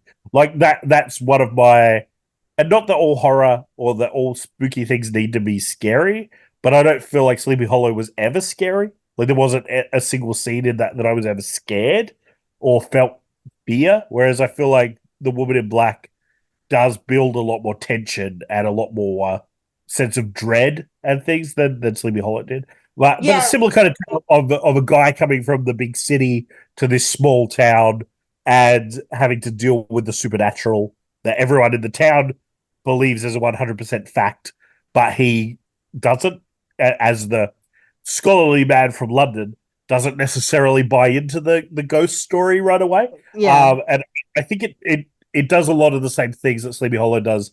To me, it does them a lot better. But what you're saying is true. It does. Sleepy Hollow does not build tension. It just sort of throws scary, quote unquote, scary things at you. Scary imagery, but it's not scary, I think, is the way I would describe it. Like, but I also think it was sort of done on purpose to, like, so it's for, like, older kids to watch. That isn't, like, scary, you know? Yeah, but it's like, it's an Emma, because I was thinking about it, because I was struggling on times to watch it. And my son, who is 4, loves monster movies. And I was like, is it really that? I didn't watch it with him because I looked it up, and like, it's rated MA here. It's rated R in America. Oh. Like, but it isn't, like, some of the it is R-rated. Okay. Yeah, some of the violence is gratuitous, but it's never to me felt realistic or scary. Like, I actually think I'd rather him watch Sleepy Hollow than watch a ton of other horror things. Like, I don't think that there was anything in this that would really affect him any more than what he's seen in Ghostbusters or Jurassic Park. Like, I think that the difference is like, because the way a lot of ratings are done, it's not about, like, if there's impact. Violence, but exactly. It's the type of violence. And because Jurassic Park doesn't show a lot of blood, but somebody kind of dies or is implied dead, it doesn't count. But in this movie, they're throwing buckets of blood everywhere, no matter what. Therefore, much higher rating, right? Even though none of it feels real. Like, it's interesting, isn't it? Because it maybe speaks to, like, the inadequacies of something like the rating system, because it doesn't really speak to actual impact of any of the stuff. From this here, it's saying that, like, the gore is severe, therefore it's got a high rating. That's like I say, if he was to, like, I'm glad I didn't show it to him because it is fairly gory. But at the same time, I really don't think he would, like, have any issues with this. Over some, like, but I wouldn't show him Halloween, or I wouldn't show him, like, any number of, like, 80s horror things, because I feel like they're just so much scarier than this is. And I just don't think that this is especially scary, which is maybe, like you say, maybe a choice, but it, to me, doesn't really work. Like, I feel like it should be scary, at least in the moments where the horseman is there. I feel like there should be more peril, because even the Disney one, there's a sense of peril as he's being chased, and this, to me, never has a sense of peril, because, one, you know Johnny Depp's going to be okay, and two, nobody else matters. Like, nobody else is worth caring about. They're just the teenagers that Jason's going to cut the heads off of. Like, that's all they are in this movie. Like, no, you're not. You're definitely not wrong. Not at all. But yeah, I just generally enjoyed it. Yeah, I didn't hate it either. Like, I think I'm coming across as really negative about it. I enjoyed it. Like, I had fun watching it with my wife, but I won't watch it again anytime Yeah. soon. I Like feel like I honestly feel like if you hadn't just watched Sixth Sense, you would have given this a higher rating than you are now. probably, Yeah. yeah. But I think also because I love horror and I love the medium, and I think that means I've experienced I've watched a lot of it. Just there were so many times in this where I was like, oh, I'd rather be watching this. Like watching Sleepy Hollow made me want to watch Frankenstein again. It made me want to watch Bram Stoker's Dracula again, and it made me want to watch The Woman in Black again. Yeah. That's what it achieved. That's what it left me feeling. Like I'd rather have spent that 2 hours or whatever it is watching one of those three movies. And yeah. But I mean, but yeah, it's like if you're into this, like it's worth watching purely from the aesthetics and the design work. Like it's easy, and I think it won an Academy Award or was nominated. Like, yeah, so one Academy Award. Yeah, Let's something see. technical related. Oh, Probably. I'm assuming it's like Best costumes. art direction and set direction. Yeah, And which it was is hard to also argue. nominated for cinematography and costume design. Yeah, well, all of those things I think are impeccable. Like, Yeah. I think if you're into that, you're gonna have fun. Like, I'm not saying people shouldn't watch it because I think for a lot of people they'll get something from it. Like, it's just, but if you want a really good sort of gothic horror movie, yeah, watch The Woman in Black instead. Yeah, this one will like if you really want to be like scared and be in that gothic time period, this is not it. This is just sort of like a lighter romp that has Yes, a very specific visual style. and kind of a love letter, I think, to like those Universal monster movies a little bit. Like, Mhm. clearly he wanted to make the Horseman like be the Frankenstein or the Dracula or the Mummy Yeah. of like a new generation, and like I think that the Horseman could be that. I just think I don't know, more peril, more scares. If it had those things, I think I would have been more on board for it. Lord, okay. I get that. I get that. Maybe sometime soon they'll make another Sleepy Hollow that'll be like really Yeah, scary. You're like, this it's is the one. probably due for one, right? Like Yeah. so. I'm interested because they're both ghost movies, very different ghost movies. Mhm. Do you have like a favorite ghost movie? Be it one of Um, these or another one? well, me, I'm not a very big horror person, as you Yeah. know. So they are few and far in between, but like a movie like does it have to scare me? I don't think so. Because I wouldn't say that The Sixth Sense is especially scary. Like there's some scary moments, but Yeah. I wouldn't say overall it's scary. Yeah, but Like it's tense, right? yeah, It's exactly. tense. And the ideas are scary at Yeah. times. Like, yeah. Yeah, I'm trying to think of like a horror movie that like I've watched more than once that's like a proper horror movie. Because I actually think ghost movies are pretty underrepresented. Like there are a lot of them, but Mhm. I think most of them aren't very good. Like would be Well, like I because they think end up coming across a little cheesy when like there ends up being a lot of exposition as to like why this yeah, ghost is here and how we have to stop the ghost and blah blah exactly. And blah. because ghosts You know. don't have, I think ghosts don't have. Although I think in recent years we've found some common ghost lore, but ghosts don't have like specific lore like vampires or werewolves do. Mhm. Like so, and the other thing is that in most cases, ghosts can't physically interact with people, Yeah. or they can. Like so, in the Conjuring movies, they can, but like then they're more like a demon. Like they almost go more into that. Like so, I think it's really hard to tell a good ghost movie, and I think we've Yeah. seen like because you either have ghosts that can interact and then they almost feel like something else, like a monster.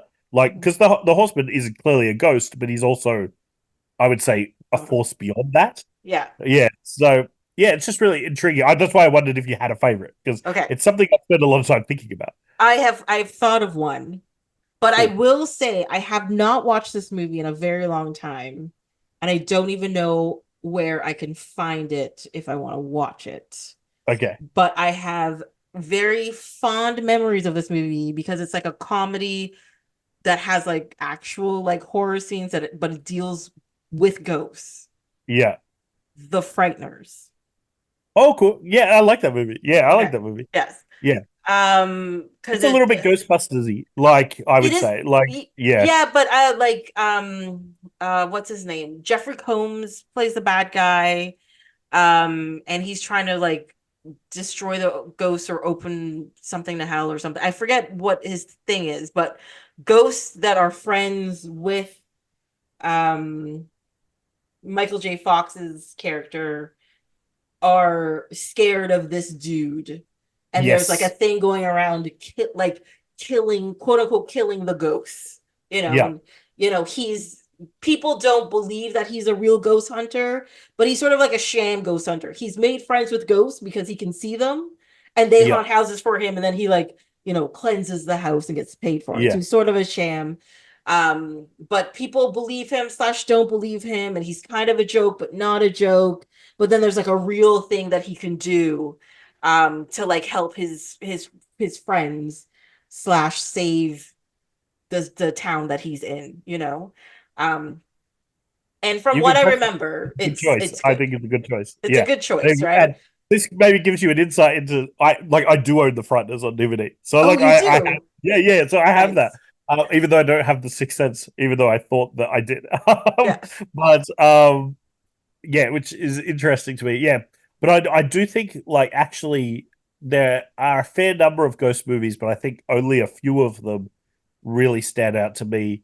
Like The Ring, I think is a big one. It's one of my favorite movies. That both the Japanese and American versions of that are both never really watched good. it. Yeah, really good. Mhm. And scary, but again, not in like a probably more in the Sixth Sense kind of way than in the probably a bit scarier than the Sixth Sense, but more like grounded. It's not.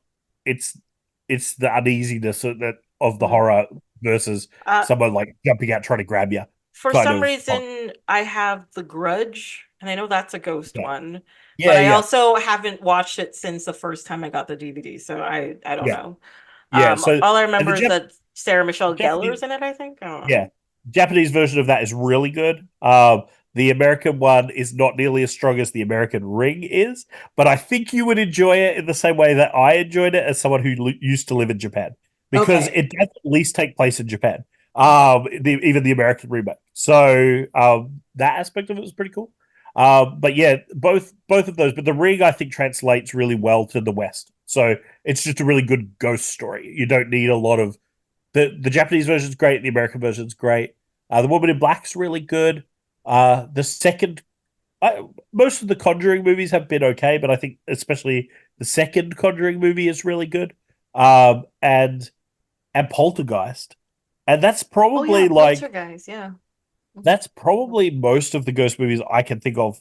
As someone who Polter. loves ghosts and Mhm. loves movies, that's probably the entire list of ghost movies I can think of that I really like. And Ghostbusters. Yeah. Well, yes, So Ghost. We can't forget the Ghostbusters movies. yeah, Poltergeist did give me nightmares for a long time. yeah. Especially the scene. I don't know if this is from one or two, but there's a scene where the kid, his braces come out and wrap around his whole head. I think that might be in two. Yeah, That terrified the everyone. crap out of me. Or when the dad's drinking tequila, it's got the worm. He drinks the worm, and the worm comes out of Yeah, him after. I'm like, oh my god, this is all and horrible. even those movies have some stuff that doesn't hold up super well, but Mhm. the whole movie as a whole is so good that you could, at least for me, I just ride right through it. I don't care too much. Yeah. But The I just want to say though, there's the funniest thing about trivia slash horrible thing the director did in the Poltergeist movie was the whole movie was about them building a house on an Indian burial ground and not moving the graves. But yes, there's a scene at the end of the movie where like the place floods and yeah, all of these like skeletons come up from the ground, and the director was like, we could pay this much money for fakes like skeletons or get a bunch of real skeletons, yeah, and they put real skeletons with them. I'm like, yeah, because they're cheaper. did you miss the point of your story? Yeah, yeah. Like what? So do Like you it's want to know crazy. the other really interesting, intriguing kind of behind the scenes? So there are a whole bunch of like um it's listed under like cursed films because there are a bunch of accidents and stuff that happened on That set as died, but a well. bunch of people Yeah, died right after the yeah, I movie think and all so. that kind of stuff too. Yeah. Yeah. But there's also like this other thing which isn't related to the supernatural side, but I think is maybe the even more intriguing story. is that so Steven Spielberg produced the Poltergeist, but he actually wanted to direct it. And what other I think it might have been Universal, what other company he was working with at the time told him he wasn't allowed to direct it because he was directing I want to say Schindler's List or something like that for them, and they didn't want him associated with this ghost movie. So Okay. he produced it, and Toby Hooper came on board, who famously directed the Texas Chainsaw Massacre, and but also not much else. He came on board and directed it. But there's this rumor, and I've heard a lot of evidence to both sides, that actually Steven Spielberg directed 90% of this movie, but he didn't put his name on it because he couldn't. He wasn't Uh, allowed to. yeah, he wasn't allowed to. And when you watch it, it as someone who's also seen Texas Chainsaw Massacre, it feels more like a Steven Spielberg movie than a Toby Hooper movie. Like, so Interesting. if he didn't film it, but I mean, you could argue the same for Gremlins, which Joe Dante directed, but it clearly has a Steven Spielberg feel. So maybe it's just his production, but it feels like a Steven Spielberg movie. Like when I rewatched it recently, a scarier one than most of his other movies, but certainly feels like It it. feels like it. Interesting. I did not hear that at all. Yeah, But it's more that's recent. I feel like that it's come up. yeah. But yeah, there's this, I guess, a rumor, myth. I'm not sure that Steven Spielberg actually directed Yeah. Poltergeist. So it's one of those things where Steven P. Spielberg, the only way you'll know for sure is if he comes out and says, "Yes, I Yeah, did do it," and yeah. that's it. But he never will. That's No, He's and I too don't much think of a you'd want to take professional. away from Toby Hooper's work because I'm sure he directed it. And like I've heard interviews with people who say both. Like some people say like Steven was there all the time. Like during shooting, he was always there. He always was part of it. And then other people were like, no, Toby directed that, and Steven Spielberg was just there some of the time. And I think probably it's a bit of a mixture of both. Like I Yeah. think Toby was probably his director on the ground, and then but he clearly had a big influence on the movie. Like Yeah. if you watch it now as like someone who's seen a lot of Steven Spielberg movies, you will see Amblin kind of all over it. All Like over it has it. that feel, the way the family's portrayed, the way it's shot. It just feels like to me, it feels like a Steven Spielberg movie. It feels like very similar to Close Encounters. Like Yeah. this so much of the visual style is similar. Yeah. I could see that though. I could see Yeah, that. Yeah. yeah. But still really good. A good one to revisit, I think, at some point. Yeah, cool. Yeah. I mean, like I said, I'm not one of those people who goes back and even if I've watched these horror movies before, I'm not like I'm gonna sit down and watch a movie. I want to scare Yes. myself. Yay. Yeah, and I remember inflicting some horror movies on you when we both lived in You Japan, and did. that you were not that impressed by it. So I was like, why would you show me this? What's wrong with you? Oh my God. Yes. Yeah, it was look, it broadened my mind and my movie knowledge, yes, but that's all I needed. I'm fine. I'm good. So yeah, I mean, I think I know what the answer to this is, but what are your recommendations of these two movies? Sixth Sense, 100%. Sleepy Hollow, if you're into that kind of stuff. Like Yeah. if you're not into that kind of movie, like if you're not into gothic horror and spooky towns, I'd probably give it a miss. But if you are, you'll probably enjoy it for what it is. Sixth Yeah. Sense, everyone should watch it. Like I Yeah, would say, whether you like ghosts or not. I think Sixth Sense is just a good movie. And Yeah, Sleepy Hollow, I'm hitting like a 65-70%. You should watch it. Like give it a yeah. shot. I think I think you'll have a that's a good fair time. rating for it. Yeah, I think Yeah. that's a fair rating. Yeah, Brendan, thanks so much again for coming on. yeah. Anytime. I don't know if I'm signed up for any more this year, but I'll always be here. So if you want me, just put up the Brendan signal and I'll arrive. Okay. Thank you. And where can people find that movie like the sequel? Yeah, so anywhere that you listen to this podcast, you'll find that movie like the sequel as Yeah. well. Yeah. We have social media, but we're not very good at it. So I'd say just go to Spotify or Apple Music or whatever you listen to podcasts on. Look up that movie like the sequel, and it's there. If you're looking for a place to start, and you don't want to go too far out of your comfort zone. Start with the Galaxy Quest episodes because Tracy is on those too. Yeah. Or just pick a movie that they've done You that you like. know really well, that you like, Yeah. and just follow along. Just You not certainly don't need to go back to the start. Just pick one you like. yeah. Do not start with Eat, Pray, Love, no matter what you do. So just an FYI. Just an Yeah, if FYI. that's the movie that you really like, pick a different one. Yeah. Again, Brendan, thank you so much for being on, and we'll talk again sometime. Cool. Thank you, and thanks for having me. Yeah. Bye.